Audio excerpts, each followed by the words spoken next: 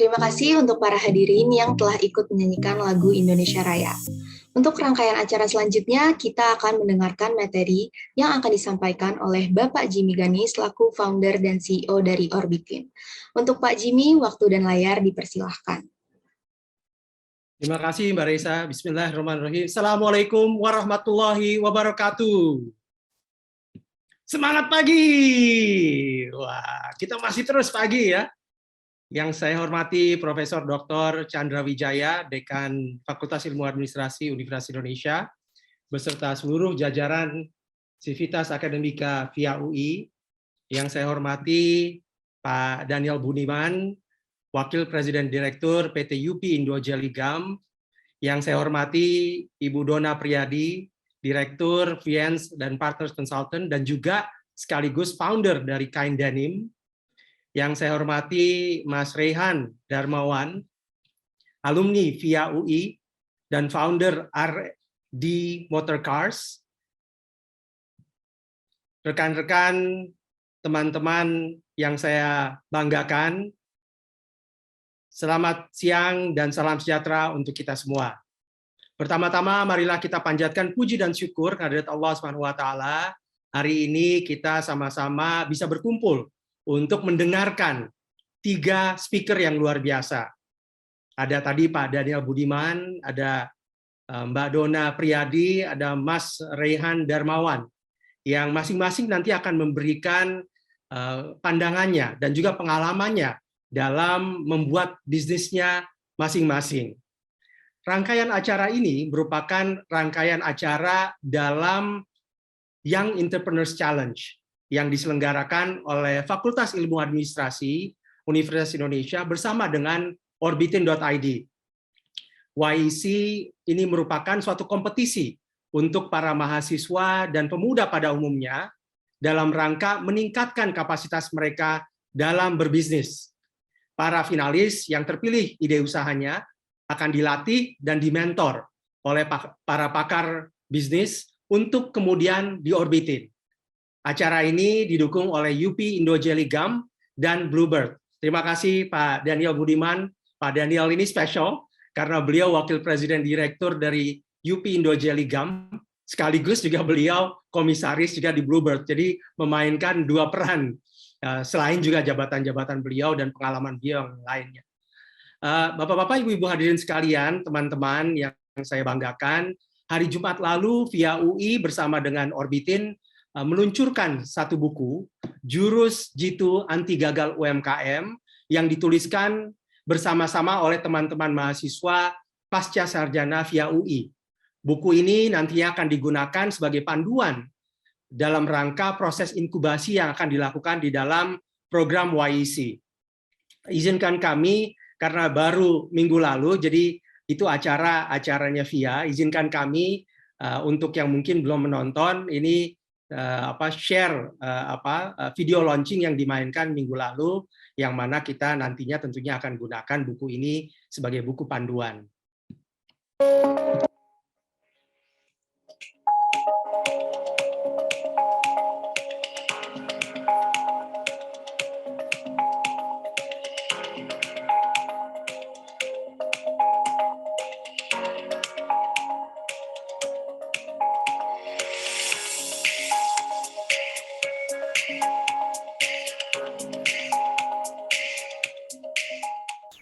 Saya punya ide, kelas ini sebenarnya presentasinya bagus-bagus, saya juga mengamati.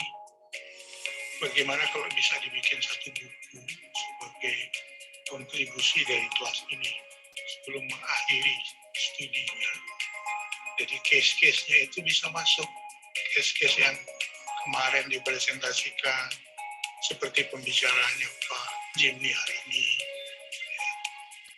Nanti masing-masing kelompok itu fokus dari 2 atau 3 round, mungkin 2 round kita ya presentasi, dibikin aja ceritanya, tapi tetap mengambil dari bukunya Oswa ini, karena buku ini luar biasa ya. Saya yang bawa ke sini, dan menurut saya perlu diperkenalkan lebih umum lagi supaya bisnis di Indonesia ini punya pegangan yang lebih hidup dan dinamis dengan buku ini. Ini mendorong dinamika bisnis. Ya. Nah, mungkin Pak Jimmy bisa memotori ini. Menurut saya dengan pengalamannya yang luar biasa, saya melihat ini perlu dipromosikan juga. Salah satu cara mempromosikannya itu adalah dengan mempopulerkan bidang bisnis modeling ini. Dalam konteks era digitalisasi, saya pikir ini sangat laku sekali. Kalau nanti orang bisa melihat hasil buku ini sebagai sumbangan ke UI, saya pikir ini satu kenang-kenangan yang luar biasa ini, Pak Jimmy ya, dan teman-teman yang lain. Ini loh maksud saya apa? Dari awal saya sebenarnya sudah ingin bicara. Di kesempatan ini barangkali yang terbaik, apalagi ini diinspirasi dengan apa yang dibicarakan oleh Pak Jimmy tadi. Luar biasa ya. Tapi kalau ada waktu, kalau nggak ada waktu ya nggak apa-apa ya. Ide ini kapanpun masih bisa berjalan terus-menerus dan bisa disempurnakan. Tapi kalau kelas ini bisa men-triggernya sekarang, penyempurnaan itu kan bisa saja tahun mendatang bisa dibikin revisi. Akhirnya nanti popularitas dari buku ini identik dengan popularitas bidang ilmu kita, sehingga pihak ini bisa menjadi salah satu pusat atau akademik sebagai Center of Excellence.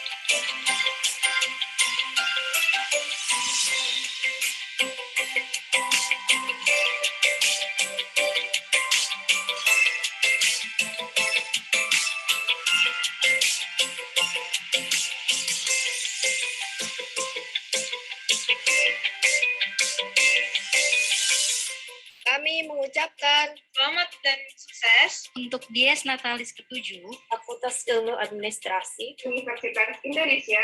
Semoga pihak UI mewujudkan SDM yang sukses, unggul dan siap berkolaborasi di era digital. Pihak UI jaya, Jaya.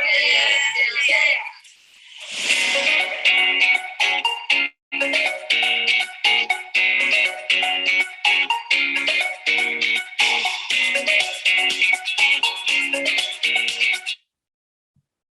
itu sekilas launching daripada buku Jurus Anti Gagal UMKM.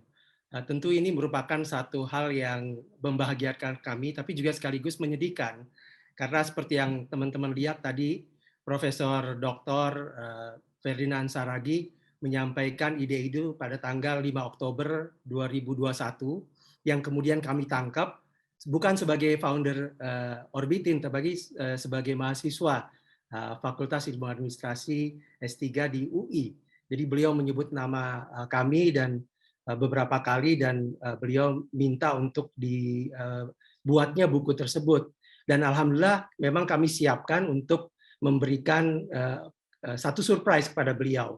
Tapi kami nggak nyangka bahwa beberapa minggu kemudian, sebelum kita bisa mempersembahkan buku tersebut kepada Profesor Ferdinand Saragi, beliau meninggalkan kita semua.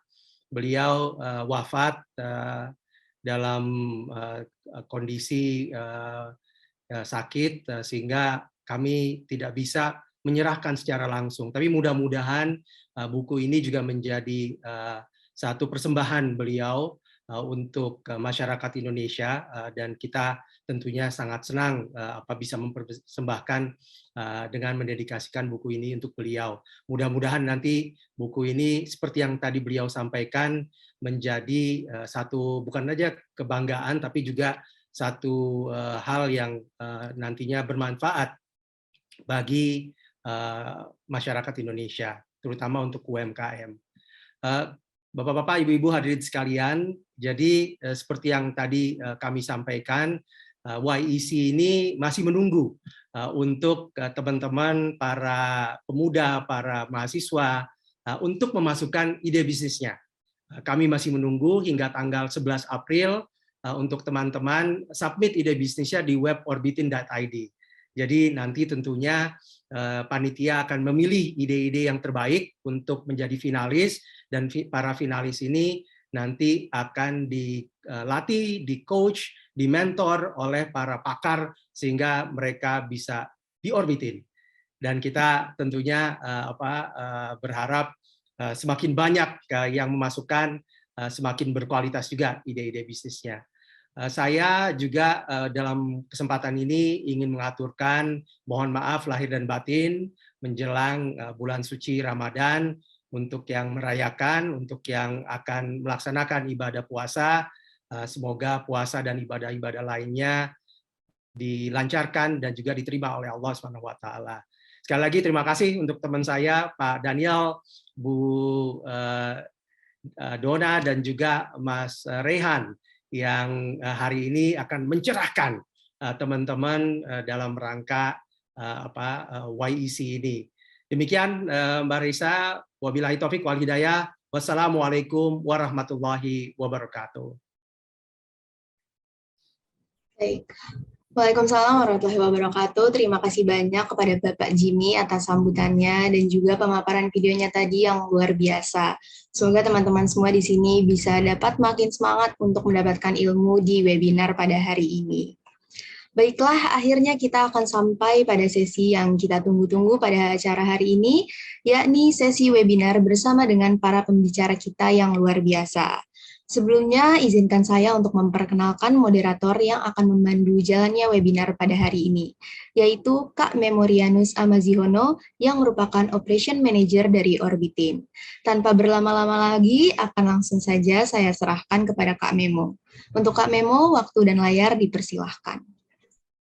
Baik, terima kasih Mbak Raisa. Estafet saya ambil, ya. Jadi estafet saya ambil, dan kayaknya kalau ketemu dengan teman-teman mahasiswa asik ya, panggilnya Kak ya. Jadi nggak ada formalnya, jadi asik. Jadi mudah-mudahan di sini kayaknya kalau kita lihat ya, Bapak Ibu semuanya, pesertanya bisa dikatakan hampir 50% mahasiswa semuanya. Jadi beberapa juga memang kita lihat di sini ada para practitioner yang memang ikut juga dalam webinar siang hari ini. Maka karena sudah masuk kepada sesi webinar, maka saya sapa semuanya. Assalamualaikum warahmatullahi wabarakatuh. Selamat siang Bapak Ibu semuanya. Salam sejahtera untuk kita semuanya. Om Swastiastu, Namo Buddhaya, salam kebajikan.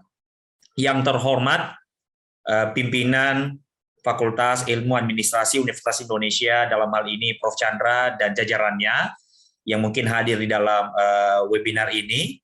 Dan yang terhormat, keynote speaker kita tadi yang sudah membuka, Pak Jimmy Gani, founder dan CEO Orbitin.id, yang sangat luar biasa membuka acara ini. Dan yang juga luar biasa di sini sekaligus menjadi sponsor, dan ternyata setelah dicek beliau ada di dua kaki sekaligus, ya. Beliau adalah Pak Daniel Budiman. Pak Daniel Budiman adalah Wakil Presiden Direktur PT UP Indo Jeligam, sekaligus komisaris daripada Bluebird Group yang juga menjadi pembicara hari ini. Selamat siang Pak Daniel. Salam sehat Pak. Selamat siang Mas Baik. Memo. Ya, selamat siang. Salam sehat ya Pak. Selamat siang Chief Daniel. Selamat siang Bro Jimmy. Chief. Baik, menarik. Terima kasih kepada Pak Daniel. Dan speaker kita yang kedua, saya akan perkenalkan, ya. Ini adalah biasanya dikenal dengan panggilan Chief Dona, ya. Bu Dona Priadi adalah Director Friends and Partners Consultant dan juga adalah founder Kain Denim, ya. Selamat siang Bu Dona. Selamat siang Memo, selamat siang Jimmy, selamat siang Mas Daniel dan semuanya. Selamat siang Chief Dona. Dan hari ini Chief Dona ini adalah sendiri, ya, wanitanya yang akan menjadi speaker kita. Nah, jadi ini menarik nih. Dan selamat siang Bu Dona, salam sehat. Dan yang terakhir speaker kita, nah pas di-on-kan kameranya, anak muda. Anak muda ini adalah Mas Raihan, dan dia adalah alumni jebolan daripada Fakultas Ilmu Administrasi Universitas Indonesia, yang mana juga beliau punya usaha, dan datanya nanti beliau ini adalah sebagai founder LD Motorcars. Nah, ini saya nggak tahu nih. Jadi kita sapa dulu. Selamat siang Mas Raihan. Halo, siang Mas Memo, Pak Daniel, Bu Dona, Pak Jimmy. Oke, jadi menarik ini. Ya, menarik ada Mas Raihan yang luar biasa nanti melihat sudut pandang dari mungkin di sini nanti teman-teman semuanya, para speaker ini kita datangkan mungkin tidak detail banget ya, terlalu mendalam kita akan bahas, tapi pada prinsipnya dalam waktu yang cukup sangat singkat ini nanti di jadwal kita akan selesai di 15.30 sampai sesi diskusi. Maka kita berharap teman-teman semuanya, Bapak Ibu semuanya mendapatkan satu ilmu sharing session yang mana memang tema hari ini kita mengangkat bagaimana sih memulai bisnis sendiri. Nah, ini cukup menarik karena memang program tadi sudah dijelaskan oleh MC dan juga oleh Pak Jimmy tadi bahwa memang saat ini kita punya program di mana program ini dikolaborasikan bersama dengan Fakultas Ilmu Administrasi Universitas Indonesia dalam yang disebut dengan Young Entrepreneur Challenge, di mana ini adalah lomba ide bisnis. Nah, di sini teman-teman masih ada waktu registrasi, ya, masih ada waktu registrasi. Jadi teman-teman silakan nanti register, nanti di kolom chat admin akan mengirimkan registernya.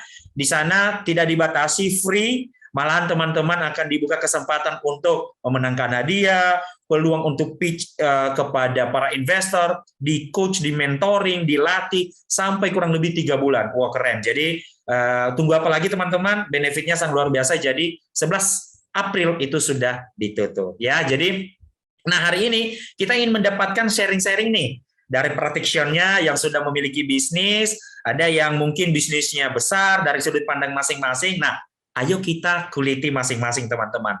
Nah, tapi catatan, ini karena kita keterbatasan waktu, selama nanti speaker memberikan materinya, sharing sessionnya, teman-teman bisa langsung menanyakan kepada yang bersangkutan. Jadi pertanyaan dalam kolom chat, nanti ketika para speaker kita selesai memberikan sharing sessionnya, langsung kita akan bahas pertanyaan yang tertuju kepada yang berbicara, berdasarkan session ya teman-teman. Jadi, pertanyaan yang lebih dulu tertulis dalam kolom chat itu yang akan duluan kita bahas.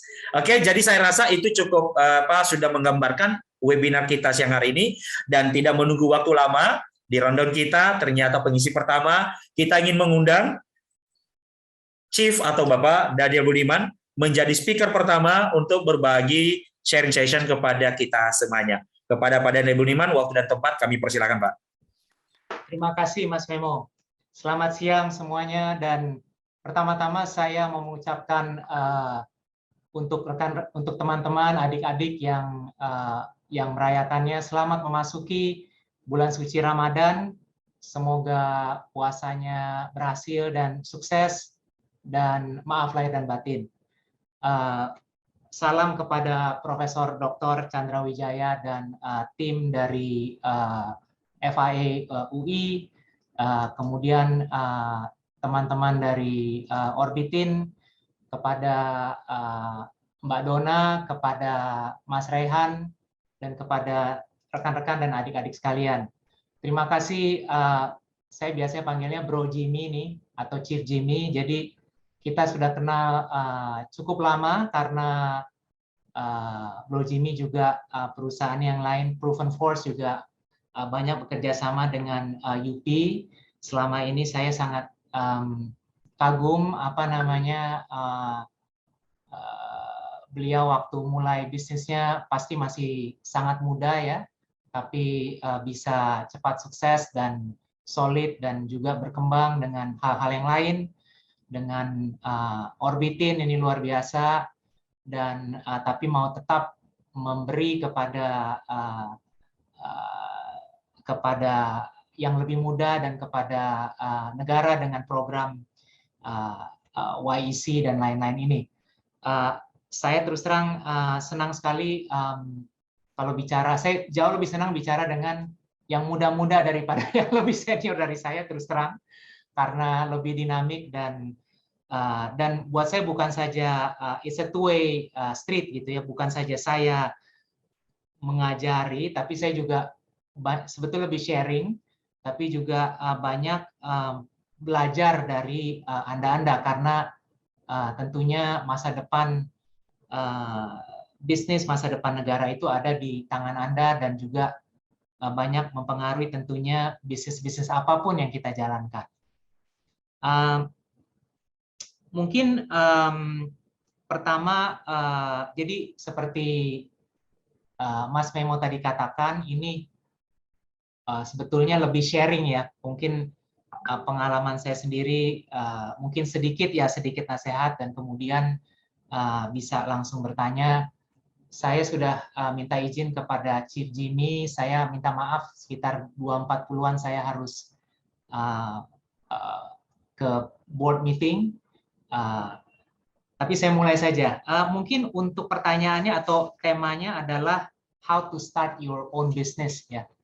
Dan ini seperti kita semua ketahui sebetulnya bukan saja science, ini science dan juga art gitu ya. Jadi seni, science dan seni. Dan juga yang paling utama adalah juga luck, keberuntungan ya. Orang banyak bilang luck itu nomor 1. Tapi luck itu juga Anda tidak bisa lucky kalau Anda tidak prepare. Ya, waktu luck itu datang, kalau Anda tidak prepare dan tidak punya skill-nya, tentunya juga tidak bisa menangkap bola tersebut, gitu ya. Mungkin bagi Anda-Anda yang sini, saya yakin adik-adik ya yang di webinar ini, tentunya ada di webinar ini karena merasa tertarik ingin menjadi wirausaha atau entrepreneur ya. Kalau saya boleh katakan mungkin beberapa hal. Nomor 1 adalah, dan ini sharing untuk dari diri saya sendiri. Nomor 1 adalah saya selalu katakan bahwa untuk menjadi sukses, dan bukan saja di bisnis ya, tapi sebagai manusia, sebagai anggota dari social masyarakat, adalah self awareness. Self awareness ini artinya mengenal diri kita sendiri, gitu. Apa kekuatan kita, apa kelemahan kita, apa hal-hal yang membuat kita energize, apa hal-hal yang membuat kita lemes, atau hal-hal yang membuat kita tidak bermotivasi. Ya. Jadi mungkin itu nomor satu dulu. Jadi melihat ke dalam, saya ini sebetulnya dalam hidup ini apa sih yang membuat saya passionate, membuat saya senang. Jadi mungkin adik-adik bisa duduk dan bisa itu seperti self inventory gitu. Ya, strength saya apa, weakness saya apa yang saya suka, apa yang saya tidak suka, apa yang membuat saya energized, apa yang mengambil energi dari saya, sehingga itu bisa membuat untuk langkah berikutnya seperti roadmap gitu. Untuk saya sendiri misalnya, kenapa saya menjadi entrepreneur? Karena saya tahu sejak kecil itu saya tidak suka dikasih tahu orang gitu. Jadi saya suka membuat keputusan sendiri. Saya cukup kritis kalau dikasih tahu orang juga dari apakah orang tua atau guru. Saya tidak terima begitu saja gitu. Dan kalau sesuatu yang saya anggap benar tidak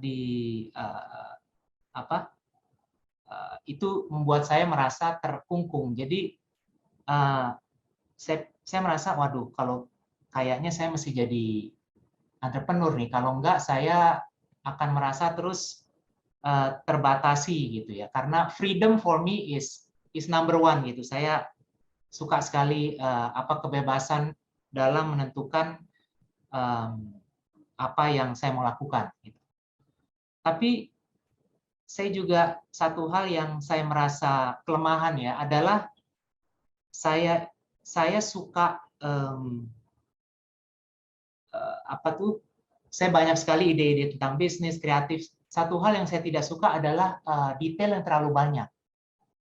Jadi dari permulaan ini weakness yang saya harus, karena sebuah bisnis itu nanti kalau Anda sadari yang sudah punya bisnis tentunya tahu, yang namanya back office, sering dibilang back office itu ya adalah accounting, legal, administrasi, HRD, itu ternyata pentingnya luar biasa. Jadi mungkin saja Anda adalah salesman yang luar biasa, bisa tapi kalau bagian belakangnya itu tidak beres, itu mungkin bisa sukses sebentar, tapi kelanjutannya mungkin akan sulit.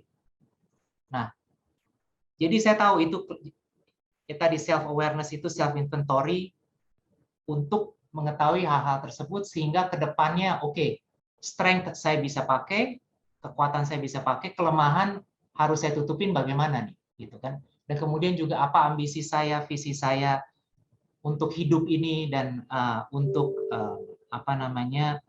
menjadi roadmap. Ya. Kemudian kedua adalah sebetulnya kalau bisa Anda adik-adik lebih mengerti sebetulnya menjadi entrepreneur itu seperti apa sih gitu. Karena banyak sekali orang bilang saya mau jadi entrepreneur, kok enak ya, uangnya banyak, kayak bos gitu ya. Tapi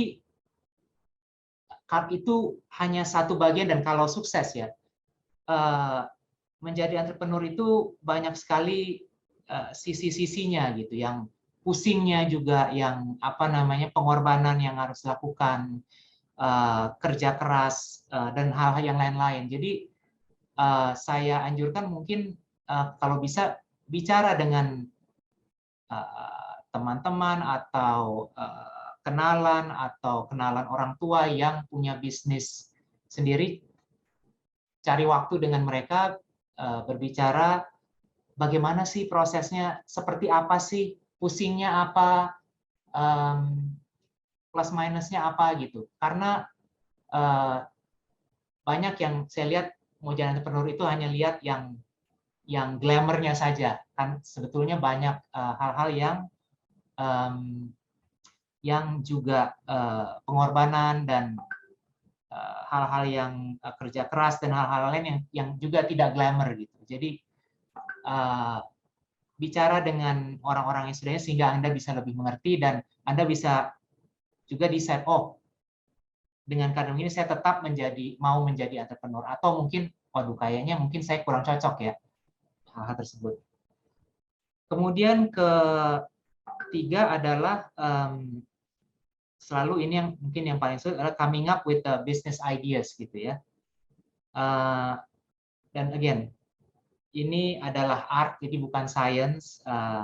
Mungkin beberapa hal saja saya katakan, ini bisa business ideas ini bisa banyak, tentunya cara menemukannya banyak gitu. Satu adalah Anda punya pengalaman atau personal strength atau talent juga ya. Mungkin yang keluarganya mungkin punya bisnis makanan kecil, itu suatu hal yang Anda sudah tahu sehingga mungkin pilih itu misalnya ya. Atau seperti saya misalnya, saya dulu adalah seorang banker, jadi hal pertama yang saya lakukan adalah waktu saya jadi entrepreneur adalah mulai dengan securities pialang saham gitu ya, perusahaan pialang saham, karena itu adalah dunia yang saya tahu. Kemudian dari sana kemudian baru ke hal-hal yang lain. Kemudian bisa juga dari melihat suatu problem yang harus di solve. Ya, kalau Anda sering baca apalagi startup gitu ya, selalu ada kata-kata namanya pain point ya. Gojek itu dulu mulai mengadres pain point. Apa pain point-nya? Adalah ojek itu tidak, nggak tahu apakah safe atau tidak. Kemudian mau beli barang sulit, harus makan waktu. Jadi they're addressing pain point gitu ya. Sesuatu problem yang belum yang tidak tidak convenient, tapi harus di address. Seperti ke dokter susah, harus konsultasi, kita sakitnya sekarang appointment-nya baru dapat 2 hari lagi. Ya, Halodoc mengadres problem itu gitu. Jadi bisa dari sana juga ya. Apa sih yang Anda lihat sekeliling Anda yang kurang efisien atau kurang banyak diperlukan konsumen, mungkin dari hal tersebut juga. Kemudian bisa juga dari network ya, apakah ada teman yang mulai bisnis kemudian ikut saya yuk, kita sama-sama, atau ada yang menawarkan hal-hal yang lain. Mas, saya agak telat ya, Mas Memo. Terlalu panjang. Masih ada waktu, Pak. Masih ada waktu, Pak. Sekitar 10 menit lagi, Pak. Masih bisa, Pak. Ya, Pak. Terima kasih, Mas. Ya, Pak. Kemudian zaman sekarang itu juga ide dari menjadi seorang entrepreneur itu juga berubah ya. Jadi kalau sekarang kan dengan digital world ini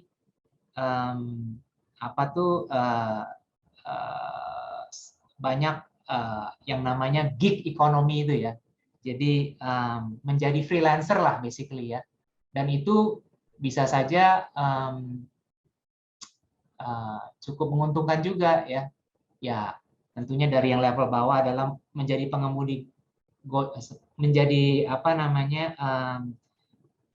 pengemudi Gojek itu sebetulnya adalah mereka entrepreneur kecil, karena itu Gojek itu hanya penghubungnya saja kan, sebetulnya itu mereka itu Gokar atau bisnis sendiri gitu ya, atau misalnya berjualan di Tokopedia, atau mungkin menjadi, sekarang banyak edtech juga ya, education tech startup itu menjadi tutor atau menjadi pembimbing ini yang bisa. Itu sebetulnya entrepreneur kecil semua gitu, yang mereka tidak bekerja untuk sebuah perusahaan secara karyawan, tapi sebetulnya mereka adalah entrepreneur yang mandiri. Jadi apakah mau jadi seperti itu? Apakah mau bikin small business, atau ada ide yang lebih besar untuk sebuah startup misalnya? Hal berikutnya adalah setelah misalnya ada some ideas atau ini, mungkin satu hal tadi saya lupa ya, apakah Anda memerlukan seorang partner atau co-founder? Saya sangat beruntung, saya punya seorang partner dari permulaan yang banyak menutupi kelemahan-kelemahan saya. Jadi saya punya kekuatan, dia punya kekuatan, saya punya kelemahan, dia punya kelemahan, kita saling mengisi. Dan juga buat saya mungkin nggak bisa jadi solo entrepreneur ya, karena saya sangat suka, jadi ada co-founder saya, sehingga saya ada kesulitan, ada pikiran atau apa, saya selalu bisa sharing gitu. Untuk saya sulit membayangkan kalau saya sendiri saya nggak bisa sharing gitu. Tapi tentunya pilihan ini, tapi buat saya pengalaman bahwa mempunyai co-founder atau co-founders kadang-kadang 1, 2, 3 yang bagus dan bisa punya kekuatan dan masing-masing itu sangat berguna. Kemudian mungkin saya cepat aja ya, research ya adalah research, Anda tahu sendiri lah, tapi kalau Anda punya, yang saya lihat juga banyak teman-teman yang mungkin adik-adik saya masih, adik-adik yang muda-muda yang kadang-kadang datang ke saya untuk nasihat, itu ini yang sangat kurang gitu, riset ya. Jadi mereka punya ide tapi belum diriset, apa misalnya mau bikin ini ya, apa kemarin saya ada mau bikin sayur-sayuran hidroponik gitu ya. Tapi idenya of course bagus, orang mau lebih sehat, kualitasnya sayur lebih banyak, dan tapi ternyata dia masih sangat tidak tahu tentang detailnya. Jadi bagaimana sih membuat greenhouse itu gitu, pupuk apa saja yang mesti digunakan, kemudian konsumernya siapa saja ya yang mau ambil, apakah restoran, apakah supermarket, apakah pasar gitu ya. Kemudian price point-nya, harganya yang berapa yang dia bisa ini, sehingga bisa untung atau enggak. Kemudian dari misalnya tanah misalnya di puncak untuk transportasi secara segar itu bagaimana supaya logistiknya. Jadi menjadi seorang entrepreneur itu quite complicated gitu. Jadi persiapan adalah sangat menentukan suksesnya gitu. Dan so do research yang sangat sebanyak-banyaknya, bacalah sebanyak-banyaknya, network sebanyak-banyaknya tentang di dunia yang Anda ingin masuki, ya kan? Interview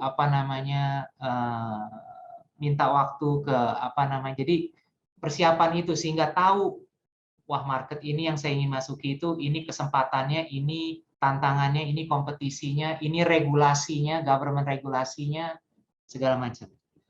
Mungkin saya itu saja dulu ya.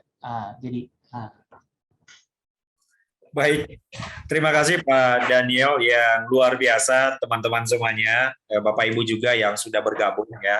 Saya rasa apa yang disampaikan oleh Pak Daniel ini adalah practitioner yang sudah diimplementasikan beliau, dan ini sudah teruji karena memang kalau di search saja di Google siapa Pak Daniel Budiman, nanti teman-teman bisa tahu ya. Jadi ini mungkin jadi motivasi buat kita semuanya, terutama karena memang ini linear dengan tema kita juga nih teman-teman semuanya. Saya catat menurut Pak Daniel ada banyak poin tadi, tapi ada beberapa garis besar bagaimana sih memulai usaha sendiri. Tentu tadi sampai oleh Pak Daniel, self awareness ya, mengetahui kekuatan diri, memahami menjadi entrepreneur, kemudian perkuat ide bisnis, adanya harus ada mitra atau co-founder biasanya, dan research ya, research pasar dan sebagainya, dan lain-lain hal. Nah, teman-teman, tadi kita sudah sampaikan ya, kembali lagi saya ingatkan, selama nanti speaker yang kedua, ketiga, dan sekarang pun Pak Daniel memiliki pertanyaan kepada para speaker, langsung di kolom chat, karena langsung kita bahas nih.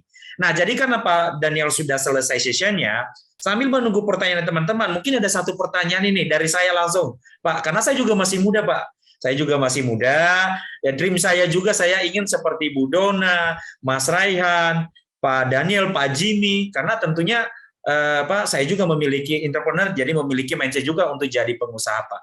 Nah, cuman pertanyaan saya ini terkadang benar atau tidak, Pak, atau salah atau tidak, memulai usaha itu apakah mikirnya adalah uang, Pak? Karena takutnya kejadian di lapangan tadi disampaikan oleh Pak Daniel ya, bahwa memahami seorang entrepreneur itu bukanlah pragmatis. Karena kenyataan kalau cerita ke teman-teman, memang hitung proyeksinya itu udah terlalu besar, cepat ingin kita kejar, akhirnya ketika tidak tercapai langsung down.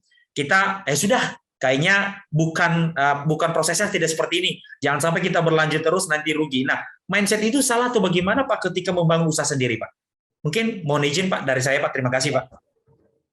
Terima kasih Mas Memo. Mungkin kalau sedikit input saya, tentu nggak munafik ya, uang itu penting gitu, dan tentunya termotivasi mau menjadi makmur itu tidak salah gitu ya. Tapi kalau hanya itu mungkin juga bisa cepat frustrasi juga gitu. Karena bisnis ini nggak selalu sukses, bisa saja jatuh bangun, bisa saja yang pertama tidak sukses, kemudian harus yang kedua atau ketiga gitu ya.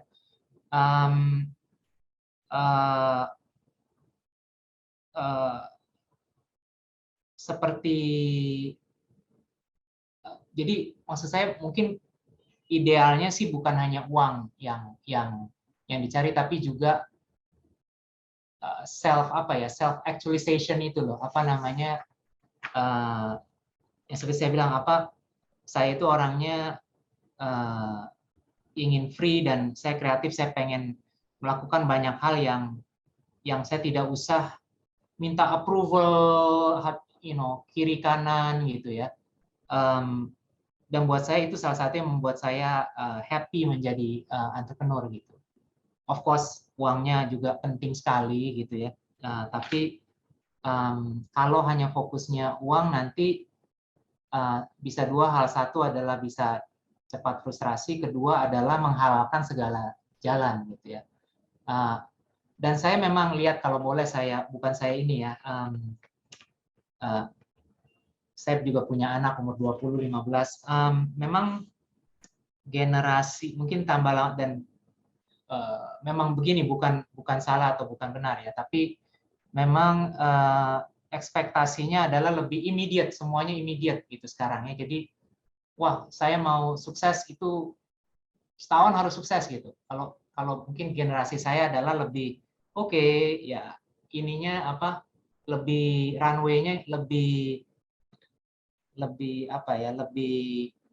kita nggak seekspektasi bahwa harus immediate sukses gitu. Sekarang kan dengan semuanya immediate gitu ya, instant gratification. Nah, itu yang mungkin harus di manage juga gitu ya. Yang saya lihat mungkin agak sedikit karena kebanyakan bisnis itu nggak bisa sukses dalam 1, 2, 3 tahun, mesti di-build bertahun-tahun gitu. Jadi expectation penting untuk di-manage. Baik, terima kasih Pak Daniel yang sudah mencerahkan saya pribadi dan juga teman-teman ya. Karena memang generasi saya ini adalah berbeda sih mungkin kalau kita lihat ya Pak. Jadi generasi kita ini kayaknya pragmatis, kalau bisa target 6 bulan, 6 bulan. Nah, terkadang kalau tidak tercapai akhirnya banyak yang down. Nah, ini ada 2 pertanyaan Pak, ternyata muncul pertanyaan karena mohon maaf Bapak Ibu semuanya dan juga para speaker, masih ada waktu buat Pak Daniel karena tadi 14.45 sudah harus meninggalkan ruang Zoom, dan juga speaker kita kedua saya langsung menyampaikan bahwa juga kita ada meeting agenda yang lain ke Bu Dona, jadi kita masih ada waktu sekitar 10 menit lagi untuk diskusi kepada Pak Daniel. Dan ini ada 2 pertanyaan Pak, ini cukup menarik dan ternyata ketika saya buka pertanyaan dari Pak Jimmy Gani langsung, ini juga menarik Pak, sampai ada terbesit tadi di benak saya. Pertanyaan begini Pak, boleh nggak di-share pengalaman dari Pak Daniel yang paling tidak enak ketika sudah membangun usaha saat ini? Kemudian nanti ada pertanyaan kedua, Pak. Oh, mungkin itu dulu, Pak. Saya persilakan, Pak. Ya, terima kasih. Terima kasih, Bro Jimmy. Ya, mungkin dari pengalaman pribadi, pengalaman saya paling tidak enak mungkin gini. Jadi kita Mahanusa, perusahaan saya namanya Mahanusa gitu ya, holdingnya itu banyak berpartner dengan berbagai pihak dalam bisnis ya. Buat saya jadi saya sangat beruntung bahwa kebanyakan dari partnership kita itu langgeng dan baik ya. Tapi ada satu dua, terutama mungkin satu yang paling besar ya, saya mungkin nggak katakan ini ya, tapi kita investasi yang cukup besar di masa lalu, di mana kemudian terjadi bentrok di dalam karena banyak ternyata hal-hal yang disembunyikan dari pihak yang partner kami di bisnis tersebut, kemudian menjadi besar. Dan jadi itu yang buat saya gini, kalau bisnis ini kan kita kayak berperang ya, kayak kita tiap hari berkompetisi dan tapi kalau kita sama-sama perangnya, walaupun sulit, keadaan sulit, kompetisi lawan berat, tapi kalau di dalamnya kompak itu saya oke gitu. Maksudnya saya semangatnya tetap tinggi gitu ya. Tapi kalau di dalamnya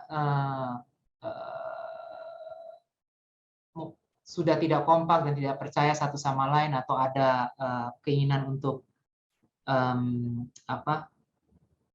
tidak jujur gitu ya, itu sangat sulit. Itu mau bisnisnya sebagus apa, tapi di dalamnya seperti itu, menurut saya tidak akan jadi gitu, atau tidak akan langgeng gitu ya. Jadi at the end of the day itu selalu orang nih. Apakah partner Anda, ataukah Anda berhubungan berbisnis dengan pihak lain. Kalau bisnisnya biasa-biasa saya, tapi maksudnya prospeknya biasa-biasa, tapi timnya sangat kompak dan jujur satu sama lain, dan ini ya, itu bisa sukses. Mau prospeknya sebesar apa, kalau salah pilih orang, itu fatal biasanya. Jadi balik lagi, orang adalah yang paling penting. Oke, berarti Pak, saya di sini orang yang paling penting. Terima kasih Pak Daniel yang luar biasa sudah memberikan sharingnya. Satu pertanyaan lagi Pak, satu pertanyaan lagi kepada Pak Daniel. Ide atau modal yang lebih utama Pak? Maksudnya ketika membangun usaha, kira-kira yang lebih dominan membuat kita bisa bertahan apa ya Pak? Nah ini Pak, mohon izin Pak. Tentunya dua-duanya penting ya. Dua-duanya penting. Tapi ya kalau saya boleh bilang mungkin ide yang lebih penting ya, karena modal tentunya saya bukan mengatakan oh gampang itu, tidak ya, tapi mungkin yang ada di webinar ini mungkin semoga saja ada akses ya, maksudnya Anda kan di UI ataupun jadi banyak inkubator ataupun mungkin parti seperti Orbitin atau Projimi atau yang lain-lain yang mau memodali suatu ide yang baik gitu. Jadi menurut saya sih ide ya, karena modal saja tanpa ide yang bagus ya nggak ada gunanya gitu. Tentu again tidak segampang itu mendapatkan modal, tapi kalau Anda punya ide yang bagus dan Anda orangnya penuh inisiatif dan go-getter, saya yakin bisa mendapatkan modal. Baik, terima kasih Pak Daniel yang luar biasa ya teman-teman semuanya. Dan juga mungkin di sini ada practitioner yang mungkin dapatkan sharing ilmu yang mungkin sudah memiliki bisnis dari sharing Pak Daniel, dari pengalaman, jatuh bangunnya, dan mungkin waktu yang sangat singkat sekali, mungkin tidak detail sekali nanti ada teman-teman dan mendapatkan, tapi dengan waktu kurang lebih 30 menit Pak Daniel telah memberikan sharingnya, mudah-mudahan itu bermanfaat buat teman-teman semuanya, Bapak Ibu juga yang hadir dalam webinar saat ini. Maka terima kasih Pak Daniel, sessionnya Pak Daniel sudah selesai dan kami ucapkan terima kasih sekali lagi dari para peserta panitia Orbitin.id yang sudah sharing, yang mungkin nanti kita dapat info tadi Pak Daniel jam 2.45 sudah harus ada di Zoom karena ada agenda lain yang tidak bisa ditunda. Mungkin closing terakhir dari Pak Daniel, ada Pak yang perlu disampaikan Pak? Ya, terima kasih saja dan harap pada mendaftar tuh ke YEC ini, kebetulan diberikan program yang bagus ini, dan saya selalu doakan dan saya senang sekali kalau adik-adik bisa menjadi entrepreneur di bidangnya masing-masing untuk bersama-sama membangun negara kita tercinta. Terima kasih. Mungkin ada dari Pak Jimmy, silakan Pak. Terima kasih Bro Daniel, ini luar biasa ini. Sebetulnya waktunya kurang, harusnya beliau ini banyak bicara karena sukses untuk membangun segala macam. Jadi Pak Bro Daniel ini punya segala macam usaha, termasuk yang menjadi partner kita juga, UP gitu ya. Jadi saya kenal Pak Daniel ini secara profesional sebelumnya, tapi berkenalan beliau karena kita juga kebetulan dari satu alma mater juga, dari Harvard. Jadinya banyak bareng lah gitu ngobrol. Saya sering mendapatkan inspirasi dari beliau. Dan satu hal yang beliau juga perlu kita ketahui adalah beliau ya selain tadi ya usahanya ada UP, ada Pacific Place, segala macam lah bisa dilihat gitu ya nanti ya.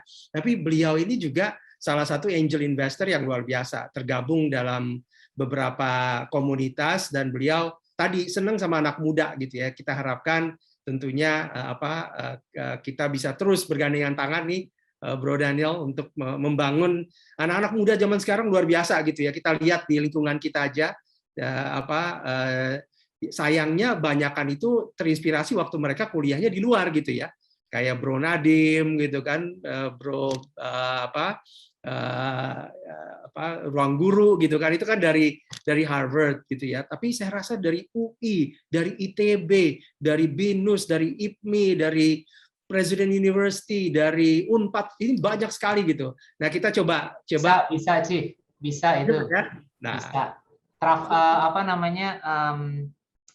Tokopedia itu dari Universitas di Indonesia, Aruna, iya, banyak sekali. Jadi jangan merasa harus dari luar. Itu kita mulai bangun nih ekosistemnya, Chief. Ya, siap. Thank you, Bro Daniel. Thank you. Baik, terima kasih dari Pak Jimmy dan juga Pak Daniel.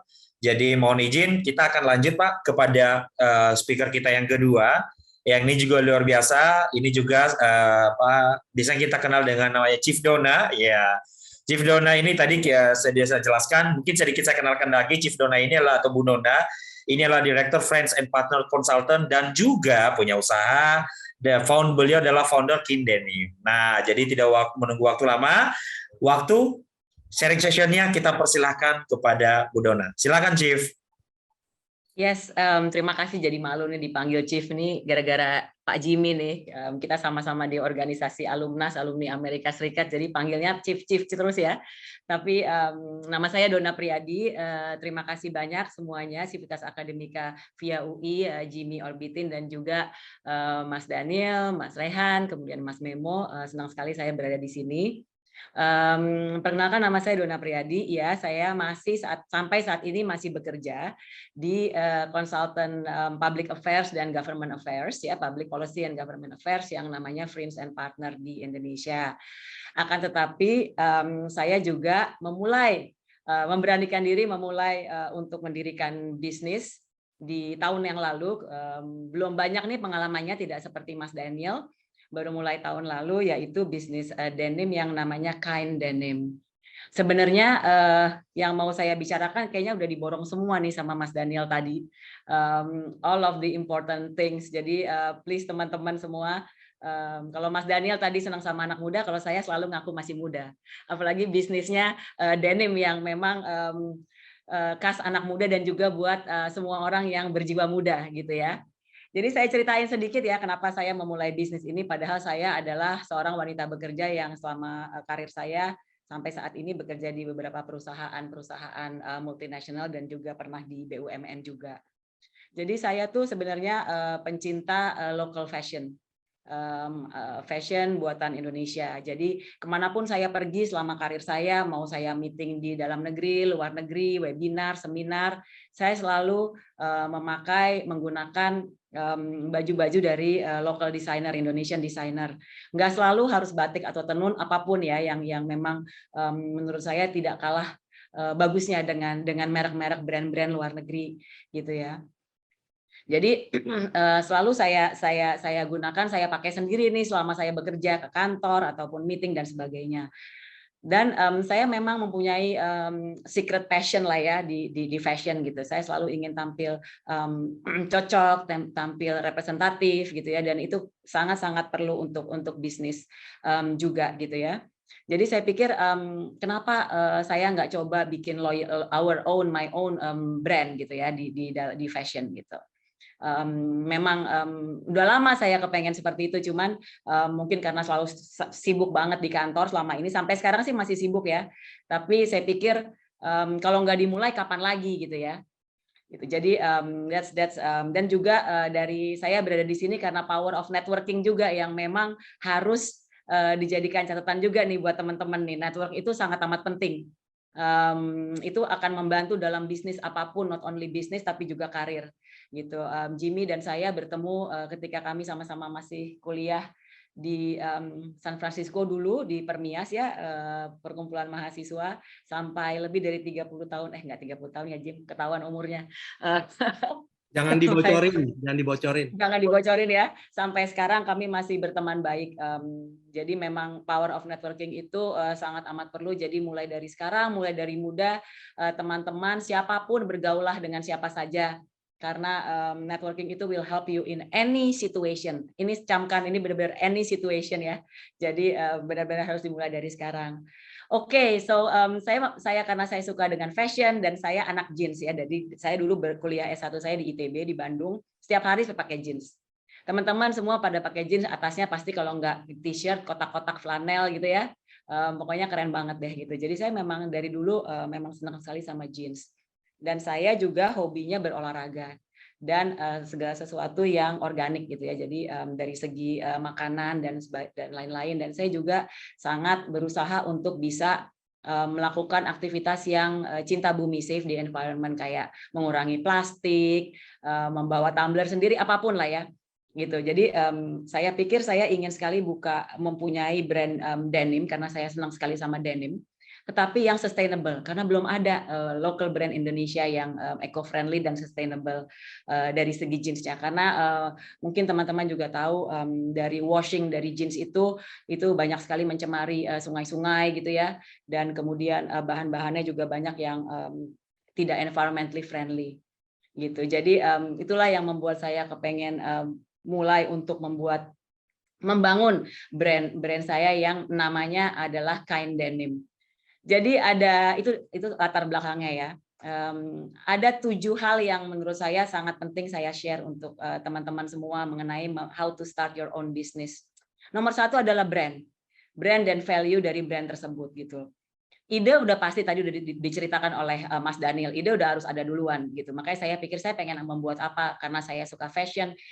Again, saya suka itu adalah pengejawantahan atau implementasi dari self awareness yang tadi disampaikan oleh Mas Daniel. Nggak usah saya ceritain lagi. Jadi you have to know yourself gitu ya. Makanya buat saya, I know that, I like to wear that, and I'm passionate in that. Jadi saya ingin itu, dan kemudian saya memikirkan brand apa yang ingin saya ini. Jadi saya gali terus karena menurut saya brand value atau brand DNA itu sangat penting untuk bisa kita jadikan pegangan untuk kedepannya.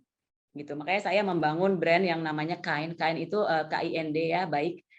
Kind Denim karena we are kind to the environment dan juga kind to people gitu ya, karena saya mulainya dari saat pandemi ketika semua orang sudah pabrik-pabrik dan konveksi susah mendapatkan order, kita secara kecil-kecilan membantu konveksi untuk bisa menjahit produksi kain denim pertama di tahun yang lalu gitu ya. Jadi makanya kita brandnya namanya Kind Denim, value-nya adalah environmentally friendly, sustainable denim yang berusaha sebanyak mungkin untuk bisa menyumbangkan sesuatu terhadap bumi kita dan menghindari, pengennya sih nantinya bisa zero waste, tapi we are trying hard to go that way gitu ya, untuk bisa menjadi fashion yang sustainable, tetapi tetap stylish. Kalau teman-teman nanti cek logonya Kind Denim ya di Instagram kami kind_denim, itu logo kami itu seperti air yang mengalir gitu ya, wave. Makin lama makin besar. It means air yang mengalir itu adalah air yang bersih tanpa polusi. Dan kenapa makin lama makin besar, itulah harapan kami di Kind Denim untuk sumbangsi kita ke bumi, supaya makin lama makin besar untuk cinta kita terhadap bumi. Gitu. Jadi itulah logo kita. Tulisan kainnya, KIND-nya juga berupa seperti ikan, nanti mungkin bisa dicek sendiri, yang memang hidup di air yang mengalir. Jadi buat kami brand value itu sangat penting. Karena dengan itu kita bisa live on our brand and believe in our brand gitu ya. Yang kedua, setelah brand value yang penting, branding yang penting, kemudian itu juga knowledge terhadap brand yang tadi seperti Mas Daniel bilang juga gitu. Kita harus research, kita harus learn, kita harus tahu produk kita tuh apa sih gitu. Kenapa kita sustainable gitu. Kalau dari Kind Denim kita menggunakan organic cotton bahan-bahannya, dan juga campuran-campurannya juga merupakan semua yang memang sudah sustainable. Washingnya kita juga, pencucian denim juga environmentally friendly yang kita namakan dengan Eco Wash, dan kita juga bekerja sama dengan salah satu pabrik yang namanya Grantex yang memang produksi material denimnya sudah tersertifikasi sebagai produksi denim, bahan denim, material denim yang memang environmentally friendly. Kebetulan mereka biasanya menjualnya ke luar negeri ya dalam bentuk bulk.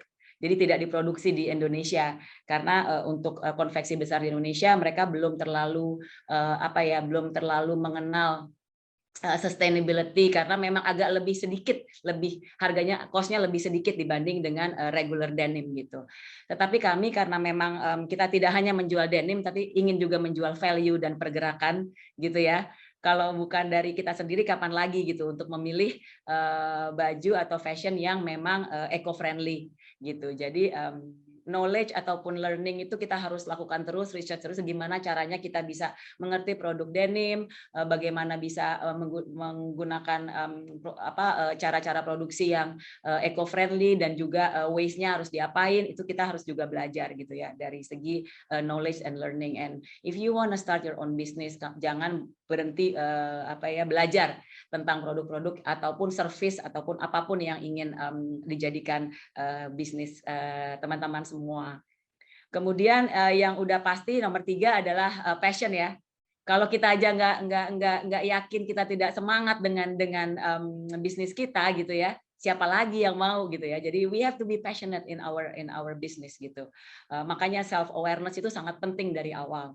Branding value itu sangat penting karena we have to believe in that value gitu ya. Jadi throughout our business, mau yang baru mau yang lama, jatuh bangun, itu karena people itu selalu balik lagi karena mereka semua passionate terhadap bisnisnya gitu. Jadi kalau if you don't use your heart gitu ya, ikut-ikutan deh orang-orang jualan boba, kita jualan boba gitu ya. Orang-orang jualan tanaman kayak tahun lalu tuh 2020 awal pandemi, semua Instagram isinya daun-daunan ya. Sekarang udah pada hilang tuh. Yang jualan-jualan juga udah enggak lagi gitu ya. Jadi I think passion and value and knowledge itu penting banget gitu untuk sustainability dari satu brand gitu ya. Kemudian yang keempat adalah selain passion dan itu juga dedication.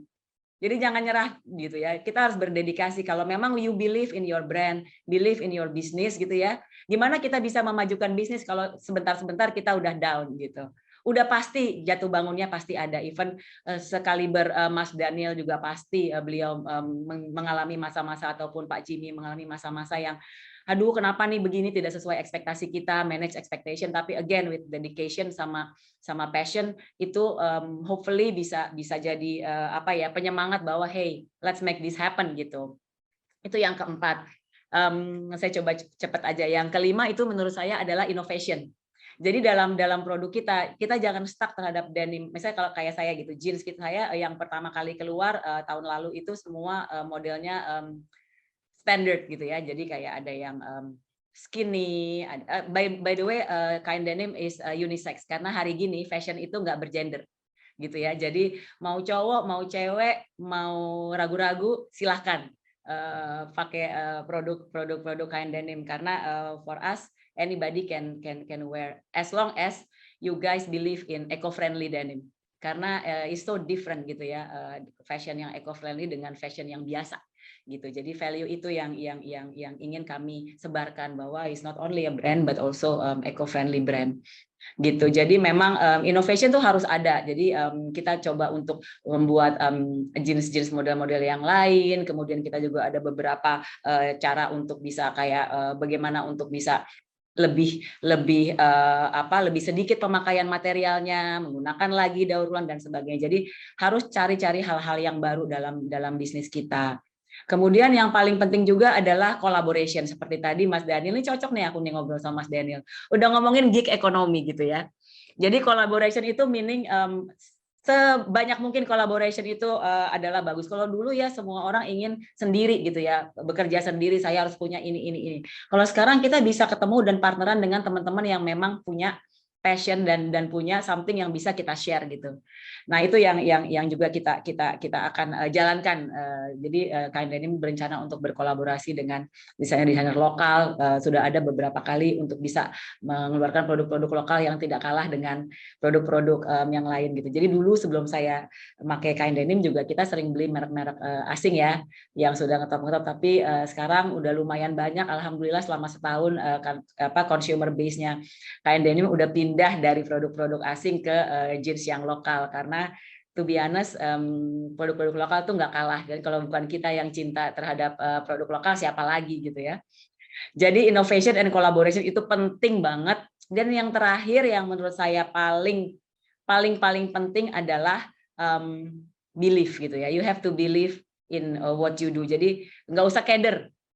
Tadi nggak usah keder, kita nggak langsung bisa bikin kayak Gojek ataupun all kinds of unicorn gitu yang langsung terkenal gitu, enggak gitu ya. Jadi nggak usah keder, you have to believe in what you do untuk start your own business dan juga be an example of your business gitu. Jadi karena memang ternyata kita juga harus jadi pribadi yang baik untuk supaya orang-orang bisa percaya bahwa bisnis kita baik gitu.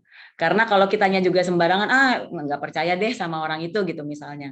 Jadi I think it's very important to really believe in what you do in whatever business gitu. Jadi nggak usah tunggu nanti kalau saya udah begini saya udah tapi kalau if you have any idea already terus good network udah tahu apa yang mau dilakukan ya I think just do it. Just start your own business. Gitu sih sebenarnya kalau dari saya sendiri untuk kain denim. Mas Memo mungkin saya lebih senang kalau ada tanya jawab bila ada pertanyaan-pertanyaan mengenai apapun. Terima kasih. Terima kasih Bu Dona yang luar biasa dan juga di kolom chat Pak Daniel akan kayaknya pamit karena ada agenda lain. Terima kasih Pak Daniel, luar biasa. Terima kasih Pak.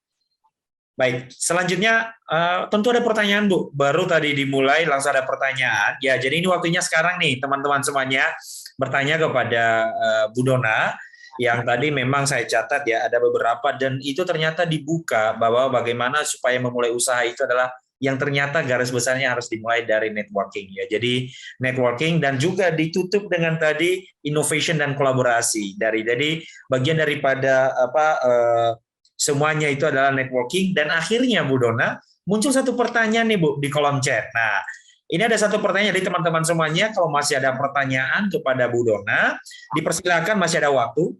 Dan pertanyaannya demikian Bu.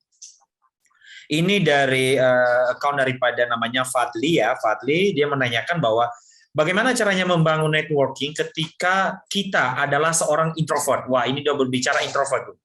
Seorang introvert. Dan bagaimana cara memanfaatkan networking yang sudah kita punya? Misalnya, kita sudah punya produk nih. Untuk memperkenalkan produknya, apakah kita berikan gratis? Nah, ini Bu, mungkin langsung tanggapannya Bu Dona, saya persilakan Bu. Boleh. Saya pikir introvert atau memang kalau memang seseorang itu ekstrovert itu nilai lebih ya untuk jualan kasarnya ya. Tapi tidak menutup kemungkinan untuk seseorang yang introvert karena seberapa besar passion kamu untuk bisa membesarkan brand ini, gitu ya. Kalau memang kita mau membesarkan brand ini, kita harus tidak membuat introvert itu menjadi penghalang kita. Nggak apa-apa untuk menjadi introvert. By the way, introvert itu berarti apa ya? Bukan berarti nggak bisa bergaul ya. Introvert itu berarti mencari energi dari diri sendiri, gitu ya. Kalau ekstrovert itu mencari energi dari orang lain, dari orang-orang lain, mendapatkan energi, mendapatkan semangat dan lain. Tapi kalau introvert itu mencari energi ataupun ketenangan itu dari diri sendiri, yang tidak berarti tidak bisa melakukan networking, gitu. Kalau memang orang introvert caranya dengan orang ekstrovert pasti akan berbeda pendekatannya. Mungkin kalau orang ekstrovert sekali ketemu langsung sikat, gue punya ini bisa nggak gini. Tapi kalau orang introvert needs time untuk cari tahu dulu, kenalan dulu, nggak apa-apa. Mungkin akan perlu untuk build networknya sedikit lebih lama. Tapi nggak bisa, jangan jadikan introvert itu menjadi kayak, aduh gue sih orangnya introvert, gue nggak bisa ngomong sama itu orang gitu ya. Jangan seperti itu karena to be honest, itu you won't get anywhere dengan cara begitu. Jadi memang ada agak terseleksi orang-orangnya, tapi if you find somebody yang bikin kamu nyaman, langsung aja bikin networking gitu ya. Jadi menurut aku take your time, tapi benar-benar jangan menjadikan halangan gitu. Keep telling yourself, I have to do this, I have to do that, karena saya harus membuat bisnis saya ini sukses gitu. Atau saya mesti bisa berkenalan dengan orang itu gitu. Karena saya yakin dengan berkenalan dengan orang itu, saya akan bisa ngobrol dengan dia, belajar dari dia, dan sebagainya gitu ya. Kalau untuk memanfaatkan networking yang sudah kita punya, tentu saja relationship itu harus di-maintain. Jangan, kalau punya network itu, kalau kita cuma telepon dia, kalau kita perlu, itu namanya bukan relationship ya. Gitu. Jadi kalau kita membangun network, kalau memang kita perlu aja, itu telat namanya. Jadi network dan relationship yang udah ada itu harus benar-benar kita jaga dengan komunikasi. Nomor satu adalah komunikasi. Komunikasi hari gini bisa macam-macam. Nggak mesti harus ketemu. Bisa aja komen-komen di sosial media, atau say hi di WhatsApp, atau kirim selamat menunaikan ibadah puasa, mohon maaf lahir dan batin gitu ya. Jadi harus dimanfaatkan networking itu dan di nurture. Karena itu akan seperti tadi pertemanan saya dengan Jimmy ini udah lama banget gitu ya. Ya kita nggak setiap hari ketemu gitu, tapi ya adalah sekali-sekali dan terus-terusan. Jadi memang harus di nurture siapapun ya, siapapun. Apalagi kalau kita mau jualan, wah itu penting banget. Jualan apapun gitu, jangan sampai kita jutek, kita judes, nggak punya teman, agak susah tuh jualannya. Kecuali kalau produk kita benar-benar udah punya brand atau kita franchise dari apa gitu juga belum tentu gitu ya. Jadi buat networking itu harus dimanfaatkan dengan baik. Kemudian kalau untuk perkenalan misalnya apakah kita berikan gratis? Ya I think kalau kita mulai sesuatu yang nggak ada salahnya untuk kita melakukan gratis gitu ya. Tentu saja hitung-hitungan harus tetap dihitung juga gitu. Jangan semua dikasih gratis ataupun banyak sekali gitu ya. Kita harus ada siapa yang dikasih gratis, itu juga harus kita. Tapi untuk perkenalan sih nggak ada salahnya untuk melakukan seperti itu, dan itu juga kami lakukan juga gitu. Jadi itu jawabannya. Semoga menjawab. Wah, keren Bu. Jadi kayaknya sudah hampir lengkap ya menjawab daripada pertanyaan pertama. Dan semoga pertanyaan pertama ini sudah cukup memuaskan ya. Yang tadi pertanyaan ini dari account tadi atas nama Fadli ya, kalau tidak salah ya Fadli. Nah, ada pertanyaan kedua ini Bu dari nama atau M Sadila. Pertanyaannya adalah, pengalaman Bu Dona untuk branding, apakah pernah kolaborasi dengan agensi Bu? Kalau atau punya strategi sendiri Bu? Mohon sharing pengalamannya dengan kain denim yang tadi diceritakan. Terima kasih Bu. Betul, terima kasih. Kalau saya sebenarnya kalau ide dan value dari saya sendiri gitu. Untuk logo, ya saya bekerja sama dengan teman yang memang Jadi bukan agensi tapi seseorang gitu yang yang memang ahli di bidang desain grafik gitu. Untuk logo yang seperti air mengalir itu teman saya namanya Dini yang sama-sama di ITB. Dia dulu juga memang sekolahnya di FSRD Graphic Design, dan memang saya senang sekali karya-karyanya beliau. Jadi dia yang mendesain logonya. Tapi kalau dari brand value-nya sendiri itu memang ide dari saya sendiri yang memang dari passion terhadap cinta lingkungan dan juga terhadap jeans gitu. Tapi mungkin juga nggak semua orang bisa mengeluarkan ide-ide yang langsung jadi gitu ya. Jadi mungkin berkolaborasi dengan orang atau kerjasama ataupun brainstorm juga bisa digunakan juga gitu. Walaupun tidak saya lakukan untuk yang pertama untuk brandnya ya. Gitu. Jadi memang banyak cara. Kalau memang kita memang misalnya kalau gue mau bikin ini kira-kira oke nggak ya gitu ya. Kira-kira ini nggak ya orang-orang mau nggak ya, misalnya perlu untuk dapat masukan yang nggak ada salahnya juga gitu untuk bisa berkolaborasi dengan agensi. Nah, saya berkolaborasi dengan salah satu konsultan juga yang namanya TBF itu waktu awalnya adalah untuk sourcing juga. Untuk sourcing produksi pertama gitu, karena saya waktu itu karena saya tetap bekerja ya, jadi karena keterbatasan waktu saya bekerja, jadi saya bekerja sama dengan konsultan fashion yang memang ahli di bidangnya untuk mencari kira-kira sourcing logistiknya seperti apa, ngasih masukan ke saya gitu untuk produksi pertama seperti apa, jumlahnya dan sebagainya. Nah itu saya dibantu oleh konsultan yang namanya TBF, The Bespoke Fashion namanya. Jadi dia memang konsultan fashion. Tapi kalau dari brandnya sendiri itu idenya dari saya sendiri gitu. Baik, terima kasih Bu Dona yang luar biasa ya, sudah menjawab 2 pertanyaan dari para peserta yang mungkin mudah-mudahan sudah menjawab cukup memuaskan daripada pertanyaan-pertanyaan yang sudah disampaikan ke Bu Dona. Nah, kemudian ini masih ada waktu teman-teman, masih ada waktu karena juga memang infonya mohon maaf. Dan mungkin nanti akan di statement ya terakhir dari Bu Dona bahwa kita juga dapatkan dari pelaksana bahwa Bu Dona sampai jam 3 sore saja karena beliau sudah ada agenda lain juga yang tidak bisa ditunda. Jadi masih ada pertanyaan ini dari yang khusus kepada Bu Dona kalau masih ada waktu. Beliau juga masih stay di tempat. Apakah masih ada pertanyaan? Kalau masih ada silakan di kolom chat disampaikan atau mungkin sekarang bisa raise hand langsung. Mungkin lama banget kalau nulis di dalam kolom chat, mungkin raise hand langsung kita bisa langsung beri akses untuk bisa bertanya langsung. Dan kalau tidak maka kita akan next kepada speaker kita yang terakhir. Nah, enak jadi pengusaha atau pekerja, Bu? Wah, karena ini dua-duanya. Wah, ini menarik nih pertanyaan dari Pak Jimmy. Silakan Bu Dona. Enak gimana? Kalau saya kan saya jalani dua-duanya ya. Gitu. Jadi saya belum bisa membandingkan kalau saya bisa jadi pekerja terus berhenti, terus jadi pengusaha, sendiri berusaha aja mungkin bisa saya bandingkan gitu ya. Nanti saya jawabannya itu nanti kalau saya udah benar-benar berhenti bekerja. Tapi kalau saya merasakan pekerjaan saya masih memberikan banyak manfaat gitu, kalau memang pikiran saya masih bisa dimanfaatkan oleh orang lain dan masih bisa melakukan sesuatu yang baik menurut saya akan tetap bekerja sebenarnya gitulah.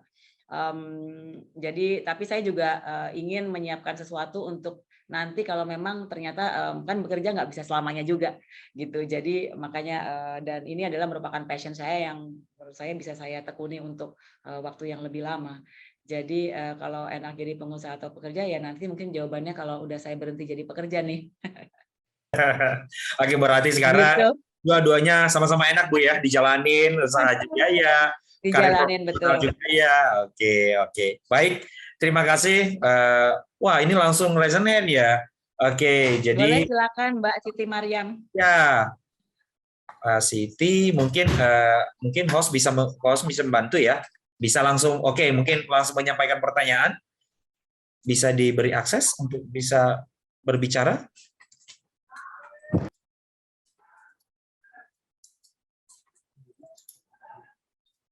Oke, udah diberi akses, silakan mungkin Mbak Siti atau Bu Siti bisa. Oke, terima kasih untuk waktunya. Sungguh menarik gitu ya. Dan interest gitu sama Bu Dona sambil bekerja, sambil berusaha juga gitu ya. Awalannya itu Bu Dona kalau boleh tahu, preparing-nya itu apakah memiliki badan gitu ya, atau PT atau CV terlebih dahulu nggak sih ya Bu? Iya, jadi gini, kalau saya biar walaupun memang dari awal, saya belum tahu nantinya gimana, ya, tapi saya believe saya ingin melakukan ini dengan serius walaupun saya masih bekerja. Jadi saya mendirikan PT dulu, gitu ya, mendirikan PT. Karena saya juga ingin nomor satu, kenapa saya ingin mendirikan PT, karena saya ingin mematenkan logo dan brand yang udah saya lakukan. Setelah setahun ternyata prosesnya sampai dapat patennya itu saya baru dapat beberapa bulan yang lalu setelah setahun. Jadi memang setelah saya mendapatkan logonya gitu ya, saya senang. Namanya juga saya pikir, aduh ini jangan sampai saya pengen ini jadi brand yang nantinya cita-cita mimpi boleh ya, yang nantinya bisa sustain dan berkesinambungan, nggak cuma di awal aja. Jadi saya ini lebih ke dari awal sudah membuat PT karena saya ingin mendaftarkan gitu. Jadi nanti nggak di belakangan hari nggak keburu panik kalau memang ternyata baru juga kita mulai tapi sudah dijiplak orang brandnya ataupun tidak punya identitas sendiri gitu. Jadi itu udah saya pikirkan tuh Mbak Siti dari awal gitu. Baik. Terima kasih Bu Dona yang sudah menanggapi pertanyaan dari Bu Siti yang mungkin terkaitkan dengan apakah PT dulu atau CV dulu atau bagaimana, dan tadi sudah dikonfirmasi.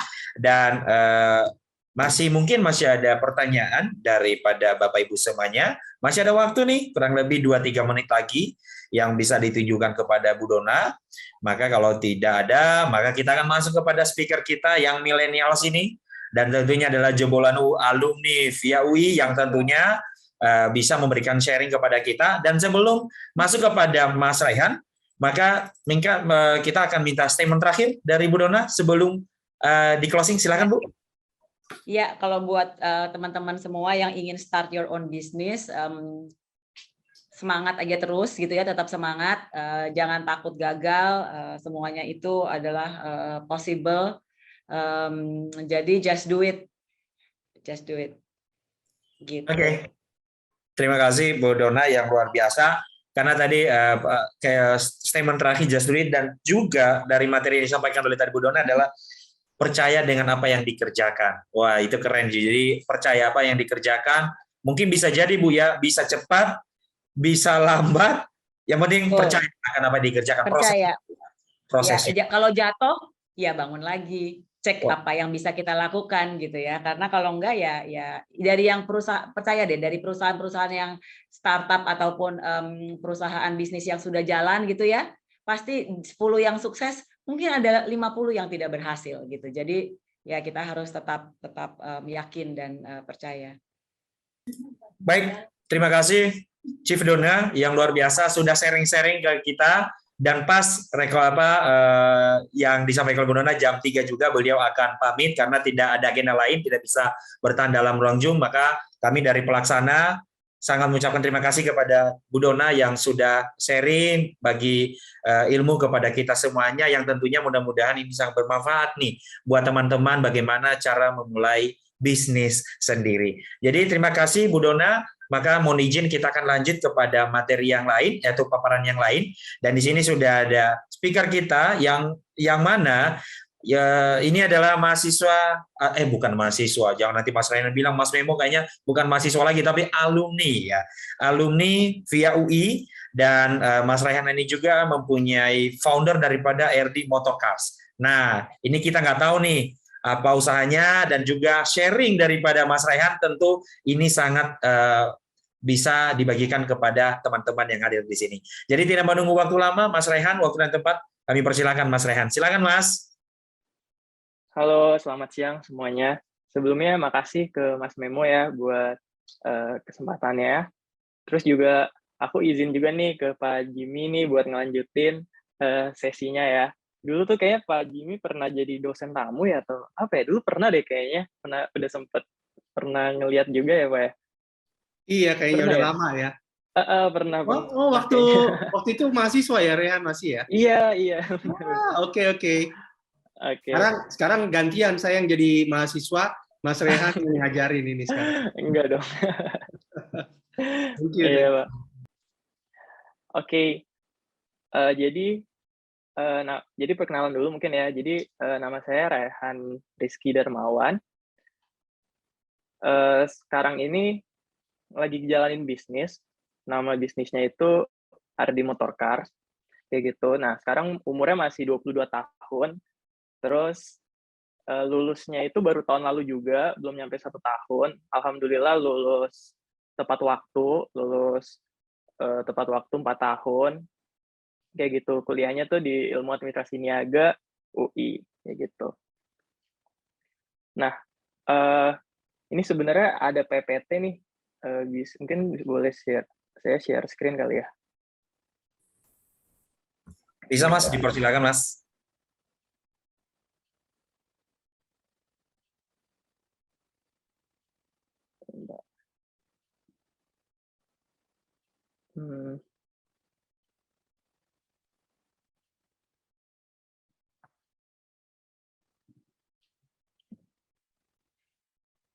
Tunggu, kok nggak bisa ya?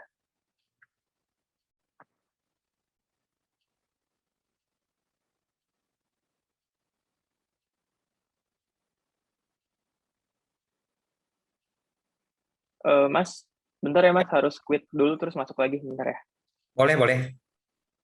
Boleh Mas, silakan Mas. Baik, kayaknya lagi ada trouble. Bapak Ibu, teman-teman semuanya mohon diberi waktu sebentar. Kita menunggu daripada Mas Raihan untuk bergabung lagi dalam Zoom ya. Jadi menarik nih teman-teman semuanya, dan juga mungkin saya lihat di sini kalau saya lihat nama-namanya adalah tadi memang di sini tidak on cam semuanya. Nanti di sesi akhir kita akan ada dokumentasi. Jadi kita berharap nih teman-teman semuanya bisa on cam ya. Kita ingin berkenalan, dan nanti ini akan kita dokumentasikan sebagai sesi terakhir daripada acara hari ini. Nah, ini Mas Raihan sudah join, maka kita coba lagi. Oke, ya bisa Mas?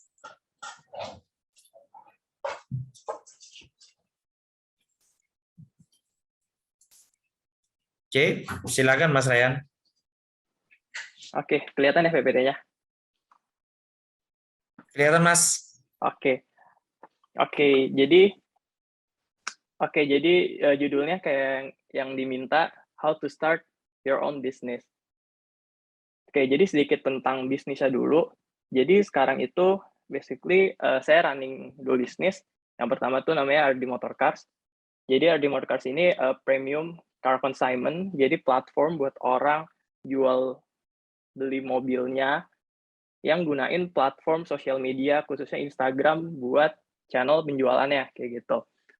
Nah, ini bisnisnya itu dimulai pas semester 3 di kampus. Jadi pas itu 19 tahun ya. Jadi bisnisnya ini sekarang udah running 3 tahunan. Jadi dulu mulai pas semester 3, awal mulanya itu ada temen minta tolong jualin mobilnya, kayak gitu. Nah, di situ alhamdulillah mobilnya akhirnya singkat cerita bisa kejual. Habis itu akhirnya kepikiran kayak, wah dari dulu udah pengen bisnis, terus ini bisnis yang bisa dilakuin di mana aja, bisa nggak butuh modal, bisa dilakuin online, bisa dilakuin sambil kuliah, dan dari dulu tuh udah pengen banget bisnis. Akhirnya ya udah diseriusin, bikin brand dan lain-lain kayak gitu. Dan awal mulai bikin bisnisnya itu juga modalnya nol. Modalnya tuh modal kuota internet aja sebenarnya.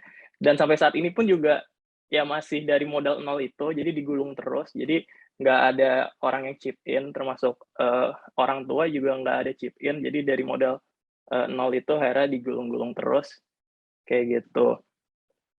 Nah, terus yang kedua tuh ada namanya Drivera Media. Jadi ini tuh basically car media. Ini juga ini fungsinya itu untuk sebenarnya dia berdiri sendiri, tapi juga dia ngebantu ekosistemnya Ardi Motorcars. Jadi dia ngebantu buat narik traffic gitu ke Ardi Motorcars, kayak gitu. Jadi bayangin aja Drivera nih, kalau buat yang anak muda mungkin bisa dibayangin kayak Volkatif tapi buat car enthusiast, kayak gitu. Nah, sekarang kalau Ardi Motorcars sendiri, kita tuh per bulan sekarang kalau kita ngomongin engagement ya, sebulan itu lebih dari 10 juta impression dan 2 juta reach di akun Instagram ini, kayak gitu.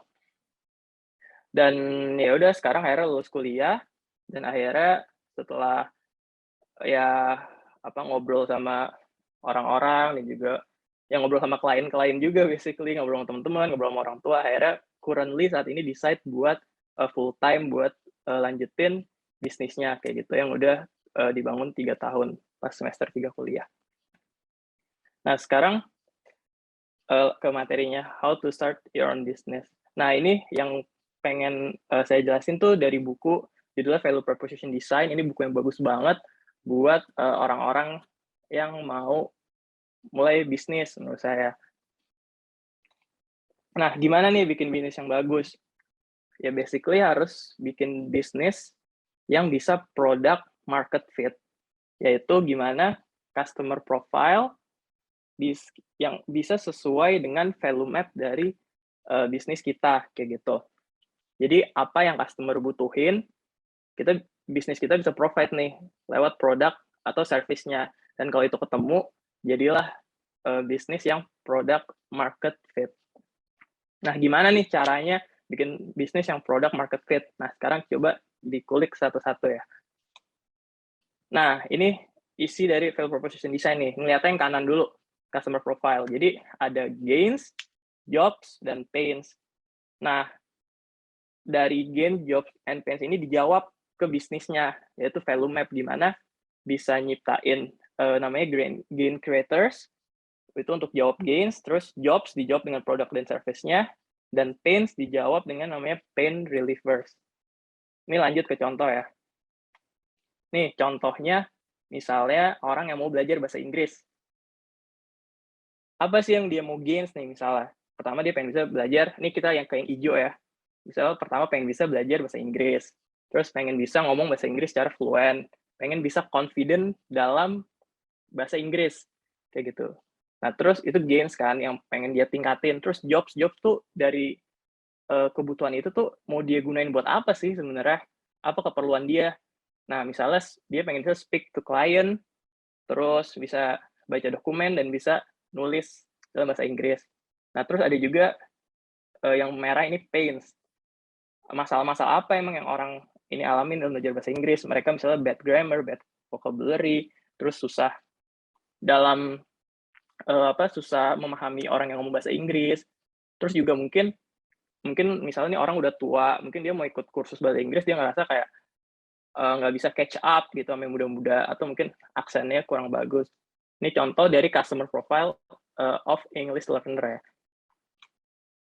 Nah, terus lanjut nih.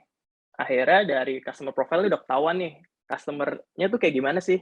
Akhirnya dijawab ke value map-nya.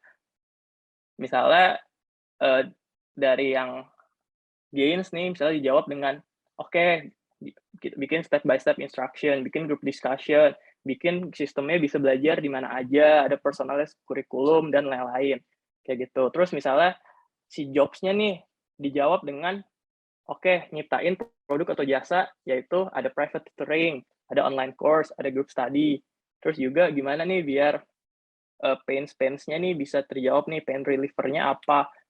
Ini sebelah kiri bawah ya. Misalnya bikin konten yang engaging, terus juga orang tuh bisa punya pace-nya masing-masing buat belajar, dan konten yang applicable. Nah, ini contohnya nih dari cara ngebuat value proposition design. Lanjut. Nah, terus misalnya udah terbentuk nih value proposition design-nya, berarti bisnisnya udah mantap dong harusnya. Bisnis apapun itu ya, misalnya udah dibikin value proposition udah mantap. Ya jawabannya ya belum, karena itu baru yang namanya fit on paper. Baru fit on paper. Jadi ya baru ya fit secara paper aja. Mesti dites dulu ke market, kira-kira market suka atau enggak. Nah, bisa nggak sih yang fit on paper ternyata nggak fit in the market? Ya sangat bisa. Itu yang namanya business plan sama di reality biasanya beda banget, tergantung juga kan bikin business plan-nya udah bener atau belum, kayak gitu, research market-nya udah bener belum, dan lain-lain. Nah, terus gimana nih, misalnya udah ditaruh in the market, ternyata market nggak suka, gimana? Ya adjust, bisnisnya di-adjust, atau misalnya bikin, kalau emang nggak bisa, ya bikin bisnis lain, kayak gitu. Terus coba misalnya cerita lain, misalnya ceritanya bisnisnya udah fit in the market nih. Mungkin nggak sih nggak fit in the bank, ya mungkin banget. Ya mungkin juga, nggak mungkin masih mungkin juga. Misalnya bisnisnya kelihatan rame kayak gitu, bisnisnya kelihatan rame, kelihatan laku, tapi ternyata bisnisnya boncos. Misalnya iklannya kegedean, atau misalnya sewa tempatnya, misalnya di Senopati gitu, sewa tempatnya kemahalan. Akhirnya ya bisa juga kita ngelihat kok banyak kan bisnis-bisnis yang kelihatannya gede, rame, tapi tutup kayak gitu. Jadi ya idealnya ya kalau bangun bisnis tuh bisa secara umum ya namanya bisnis goalnya biasanya kan untuk meraup keuntungan kan. Jadi biasanya jurninya tuh kayak gitu. Pertama kita bikin dulu bisnis plan-nya, udah fit on paper, test di market, fit in the market, baru terakhir gimana bisa profitable, bisa fit in the bank. Kayak gitu. Oke, thank you semuanya. Oke, aku kembaliin lagi ke Mas Memo. Wah, keren banget nih Mas Raihan ya. Jadi Mas Raihan dengan ini lebih konseptualnya nih, keren. Jadi saya salut dengan Mas Raihan yang baru lulus ya, belum lama, belum 10 tahun, dan bisnisnya ternyata sudah dimulai tidak pada saat selesai kuliah, ternyata selama proses perkuliahan dan dimulai bisnisnya tadi. Dan keren, dan itu luar biasa, dan saya rasa tadi penjelasannya mengenai bisnis plan-nya dan sebagainya, sebenarnya ini menarik nih kalau Mas Raihan kita undang nanti sebagai speaker nih di kelas pelatihan inkubasi kita, karena memang materinya ini terkait tentang bisnis plan, kita terkait tentang bagaimana kanvas bisnis dan sebagainya yang nanti bisa di-sharingkan kepada adik-adik nih yang nanti ikut ke dalam program YEC yang Entrepreneur Challenge. Nah, jadi teman-teman sebelum nanti kita lebih lanjut, ini tadi berbagai pertanyaan daripada Mas Raihan yang mungkin belum masuk kepada fokus bisnisnya ataupun mempertanyakan konseptual tadi yang sudah dijelaskan oleh Mas Raihan. Saya persilahkan sebagai moderator, dipersilahkan kepada teman-teman semuanya. Tapi saya lihat di kolom chat masih belum ada pertanyaan. Mungkin saya nih yang langsung aja bertanya nih. Boleh, Mas. Nah, saya sendiri merasa kalau saya lihat dari umur tentu saya lebih tua lagi dari Mas Raihan ya. Jadi saya masih kakak lah, masih abang yang tentunya tidak beda jauh. Nah, tapi dari segi bisnis Mas Raihan sudah keren. Bahkan tadi kita melihat media sosialnya luar biasa, reach-nya tadi luar biasa ya, jutaan yang memang itu jadi modal apalagi di masa digital saat ini. Nah, pertanyaannya Mas Raihan, tadi mungkin pembicara yang pertama pada Daniel Budiman dan juga Bu Dona, mungkin proses bisnisnya sudah menggunakan digital tapi tidak terlalu fokus. Nah mungkin nih Mas Raihan, kita tadi melihat bahwa ternyata platform yang digunakan adalah sosial media dan Instagram. Nah tadi tidak disinggung kekuatan sosial media saat ini untuk memulai bisnis, seberapa besar sih peluangnya Mas? Bisa jadi mungkin banyak teman ini mau membuka usaha sendiri tapi konvensional.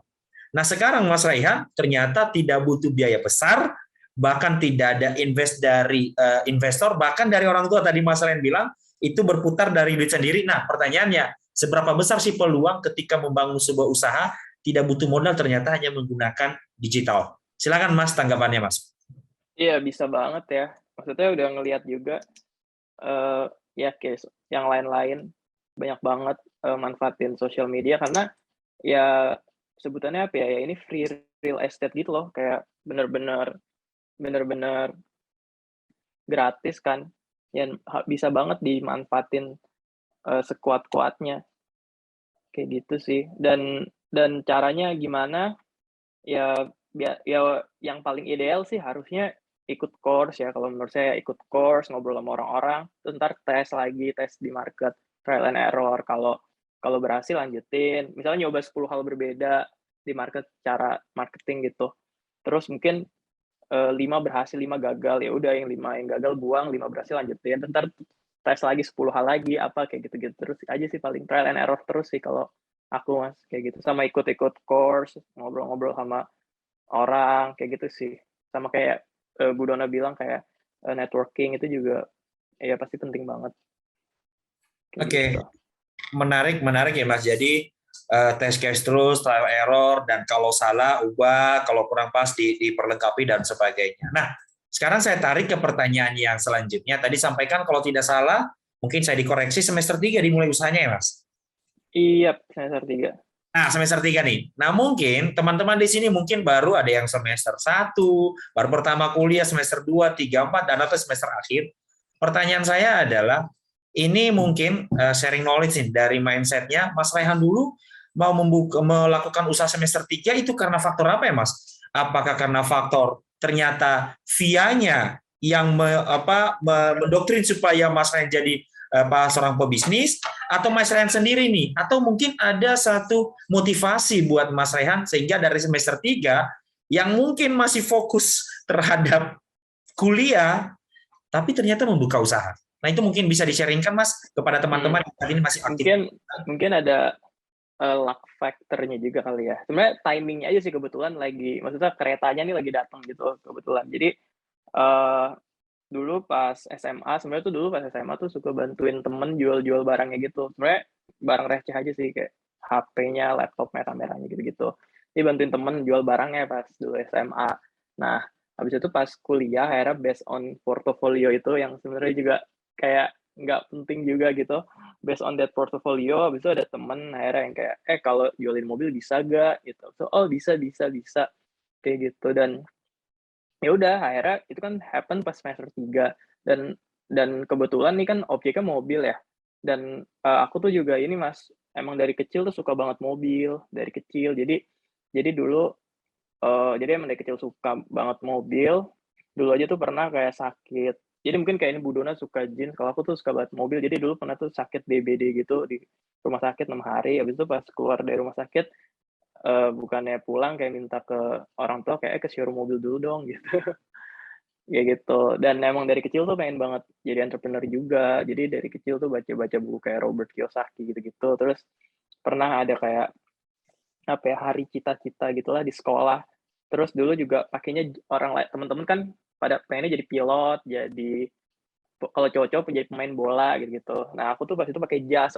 Jadi aku tuh dari kecil emang suka banget sama mobil dan aku pengen buat bisnis. And then tiba-tiba pas semester 3 itu ada kesempatan yang dua-duanya match gitu loh. Kesempatan buat bikin bisnis di bidang mobil kayak gitu. Dan kebetulan nggak butuh modal, kebetulan bisa dimulai secara online dan bisa lakukan sambil kuliah. Akhirnya basically semuanya kayak match aja gitu. Kebetulan match-nya tuh di semester 3 itu. Jadi bukan direncanain kayak oke semester 3 mau bikin, oh enggak sih, emang kebetulan keretanya datang aja pas semester 3. Jadi mulai pas semester 3 gitu.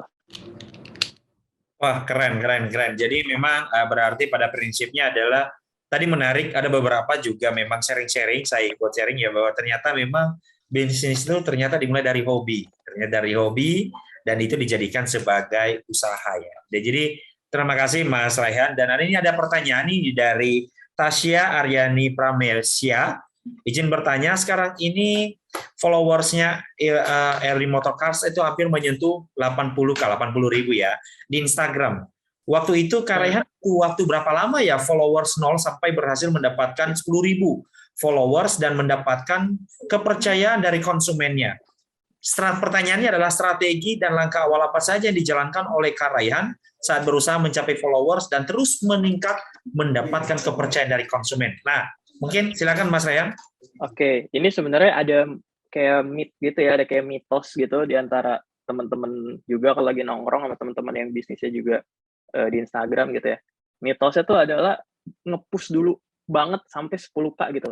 Pas udah 10K tuh biasanya tuh jadi lebih cepet. Kayak gitu. Itu mitosnya ya, tapi kayaknya bener sih. Jadi tuh emang bener 0 sampai 10K tuh kayak berat banget gitu. Berat banget kayak kalau orang bilang tuh ngumpulin katanya tuh 1 miliar pertama ya, tuh katanya tuh paling berat banget gitu. Nah, ini tuh sama di Instagram tuh kalau menurut aku juga kayak gitu. Dan menurut teman-teman lain ya yang bisnis di Instagram biasanya tuh mereka bilang 0 sampai 10K tuh benar-benar berat banget. Emang lama gitu. Ntar pas udah 10K bisa tuh lebih cepet progresnya kayak gitu. Nah, ini berapa lama dari 0 sampai 10K ya? Waduh, jujur lupa sih. Mungkin setahun lebih kali ya. Mungkin agak lama ya. Tapi kalau udah lewat 10K bisa lebih eksponensial sih. Jujur 0 sampai 10K tuh lumayan lama. Dan terus apalagi sih pertanyaannya? Iya, jadi ya maksudnya kalau sekarang belum 10K ya ya nggak apa-apa, maksudnya berjuang dulu aja ke 10K, setelah itu biasanya lebih gampang. Terus mendapatkan kepercayaan dari konsumen ya. Ya caranya jaga nama aja sih, jaga nama terus. Ya pasti hal-hal basic ada lah, kayak misalnya bikin kayak testimoni, punya kayak portofolio apa bla bla bla. Tapi ya in bigger picture sih kalau aku jaga nama aja, jaga nama terus, jangan jaga nama terus lah. Jadi fokusnya tuh, terus juga fokusnya tuh ke hubungan jangka panjang. Kayak aku tuh sekarang banyak banget orang tuh yang udah transaksi sama aku sampai 3 kali, ada yang sampai 5 kali, ada yang sampai yang 3 kali itu banyak banget deh, 3 kali itu banyak banget. Yang terbanyak tuh yang 5 kali pun ada udah beberapa orang udah transaksi sampai 5 kali, 5 kali. Jadi beli mobil, jual mobil, jual mobil, jual mobil kayak gitu. Jadi ya gitu, jaga nama sih. Kadang juga kayak ibaratnya kalau ada ya ibaratnya uang-uang kecil yang sekiranya bisa dapet tapi misalnya caranya nggak baik atau apa, ya udah skip aja lah, maksudnya fokus ke yang lebih yang untuk long term-nya aja, long term relationship-nya kayak gitu. Jadi menurutku jaga nama. Terus strategi apa dan langkah awal apa yang dijalankan? Nah kalau ini kan kita ngomongin Instagram ya. Ya basically cara zaman dulu sama cara sekarang udah beda sih harusnya ya. Kalau zaman dulu tuh gimana ya? Zaman dulu tuh bahkan bisa loh kayak pakai cara kayak follow-follow aja orang sebanyak-banyaknya dari akun kompetitor gitu. Dulu tuh bisa kayak gitu loh. Itu ada kompetitor, kita buka aja followersnya, follow-followin aja. Atau likes-nya follow aja. Dulu tuh bisa kayak gitu loh. Ntar ada yang dapat fallback apa misalnya ya. Tapi kan sekarang kan Instagram misalnya kalau kayak gitu ya pasti ntar akunnya di-banned lah. Janganlah ngorbanin akunnya kayak gitu. Terus zaman dulu banyak lah cara-cara. Dulu tuh zaman dulu bahkan bisa pakai software yang buat kayak auto like, auto apa gitu-gitulah. Sekarang juga udah nggak bisa kayak gitu. Kalau sekarang sih kalau menurutku ya ngelihat juga dari teman-teman yang bisnis di Instagram yang tiba-tiba growth-nya eksponensial banget, yang nggak salah sih ya, ini sebenarnya udah basic banget sih, ya kayak Reels dan TikTok itu sih udah paling bener sih. Jadi bikin TikTok, ntar dari TikTok diarahin CTA-nya ke Instagram, atau TikTok udah bikin TikTok ya sekarang sih konten sih, basically sekarang tuh konten banget sih, konten. Jadi misalnya ya video TikTok, ntar arahin ke Instagram, video TikTok ntar masukin juga ke Reels, terus ntar dari videonya bikin juga yang bentuk tulisan di feeds, terus ntar di story bikin juga apa. Jadi kayak satu konten gede tuh bisa dikecilin, dimasukin ke banyak tempat ya. Sekarang sih basically itu ya umumnya sih kayak gitu. Terus bisa juga ads kalau misalnya bisnisnya ngerasa udah apa ya, udah market fit tadi ya, udah product market fit, bisa lanjut nge-ads juga. Terus cara yang ads gimana? Ya paling gampang cuma ikut course sih, sumpah worth it banget deh ikut course, cuma kayak misalnya berapa juta gitu bayar ikut course, daripada trial and error sendiri ngabisin uang puluhan juta atau ratusan juta tapi salah-salah mulu. Mending ikut course yang yang orangnya bener, terus ntar trial and error kayak gitu sih paling caranya kalau menurutku ya kalau sekarang konten. Oke, terima kasih Mas Raihan, luar biasa nih teman-teman semuanya. Kalau yang tadi yang Pak Daniel Budiman lebih dan juga Bu Dona kepada konsep ya, dan juga adalah beberapa tips. Dan yang terakhir ini Mas Raihan, di mana bisnisnya adalah lebih mengarah ke digital dan ternyata itu sustain banget ya, dan bahkan tadi dimulai dari followers Instagramnya dan itu tidak membutuhkan biaya besar dan ternyata itu bisa difokuskan dan jangan itu menjadi pekerjaan yang bisa dijadikan sebagai entrepreneur ya, jadi yang dijalankan oleh Mas Raihan sekarang. Jadi terima kasih Mas Raihan, karena waktu juga dan teman-teman juga tidak ada pertanyaan, maka tidak ada lagi yang perlu kita diskusikan.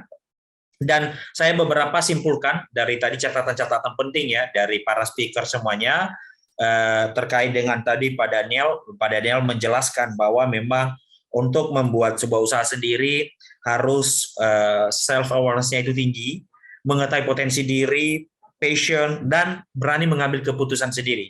Kemudian tadi memahami menjadi seorang entrepreneur apa sih motivasinya, perkuat ide bisnis, bangun mitra, misalnya co-founder, jangan berjalan sendiri. Kemudian riset pasar, riset bisnis yang mau dikembangkan.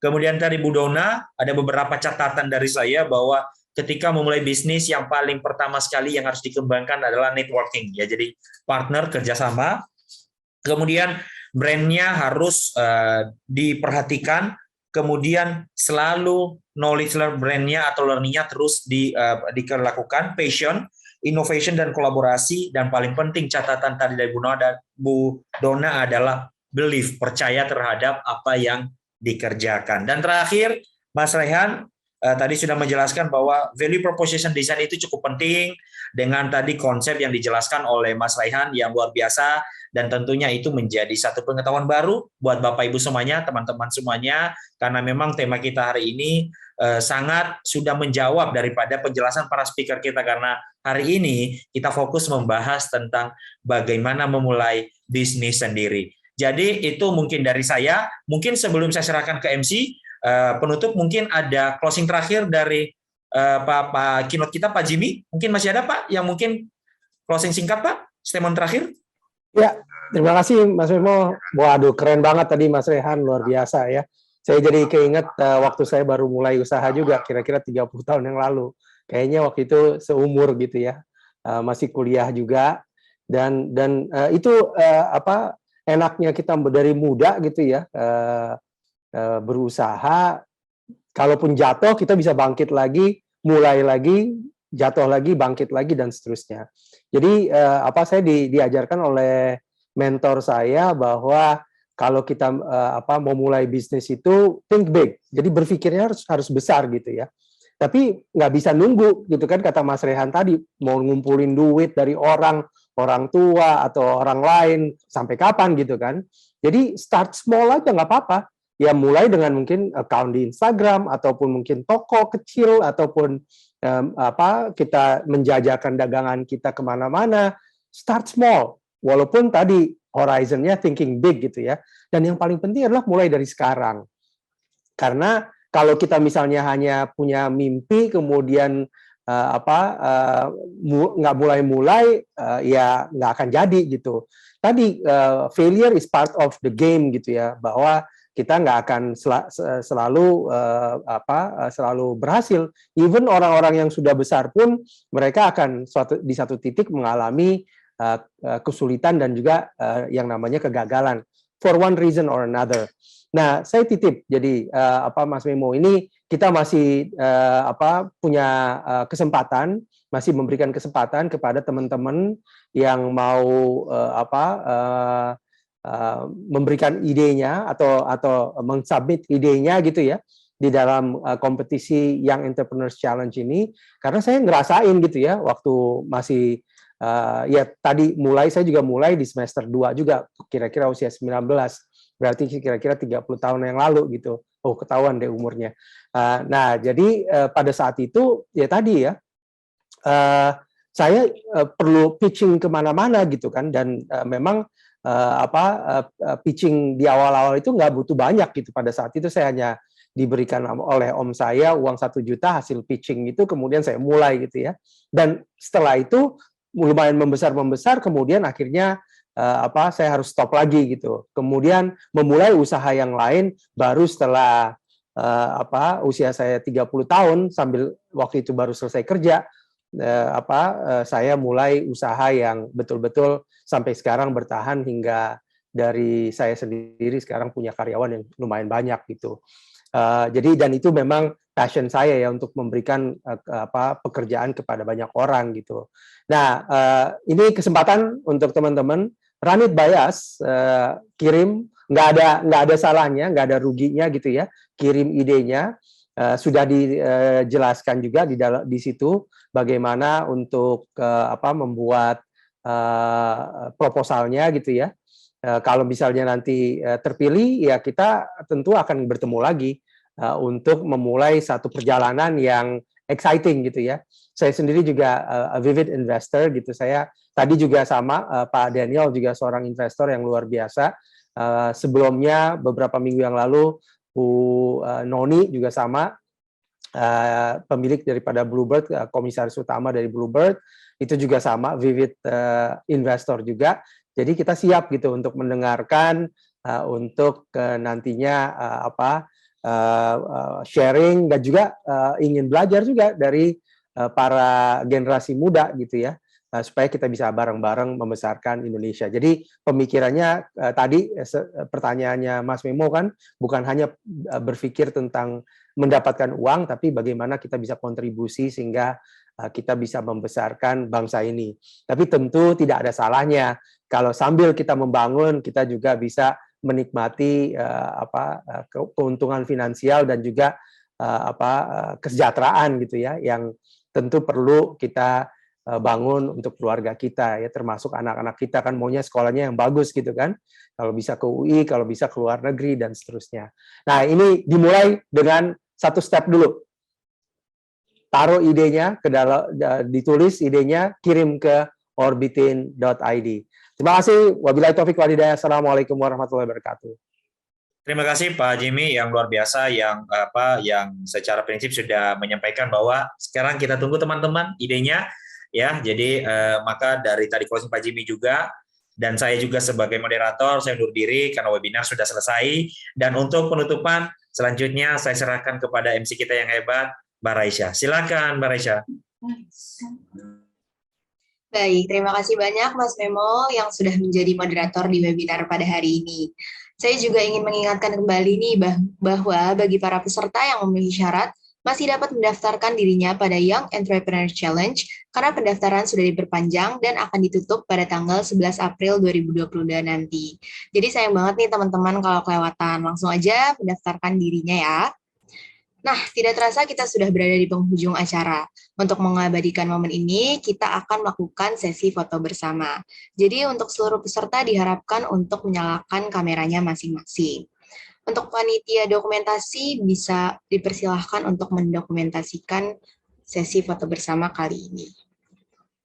Baik. Tim bisa ini ya. Oke, silakan tim Norbitin. Silakan aja dipimpin, Mbak. Baik, saya akan memandunya. Mulai dari slide pertama, 1, 2, 3. Baik, slide kedua, 1, 2, 3. Slide ketiga, 1, 2, 3. Slide keempat, 1, 2, 3. Dan slide terakhir, 1, 2, 3. Baik, terima kasih kepada panitia.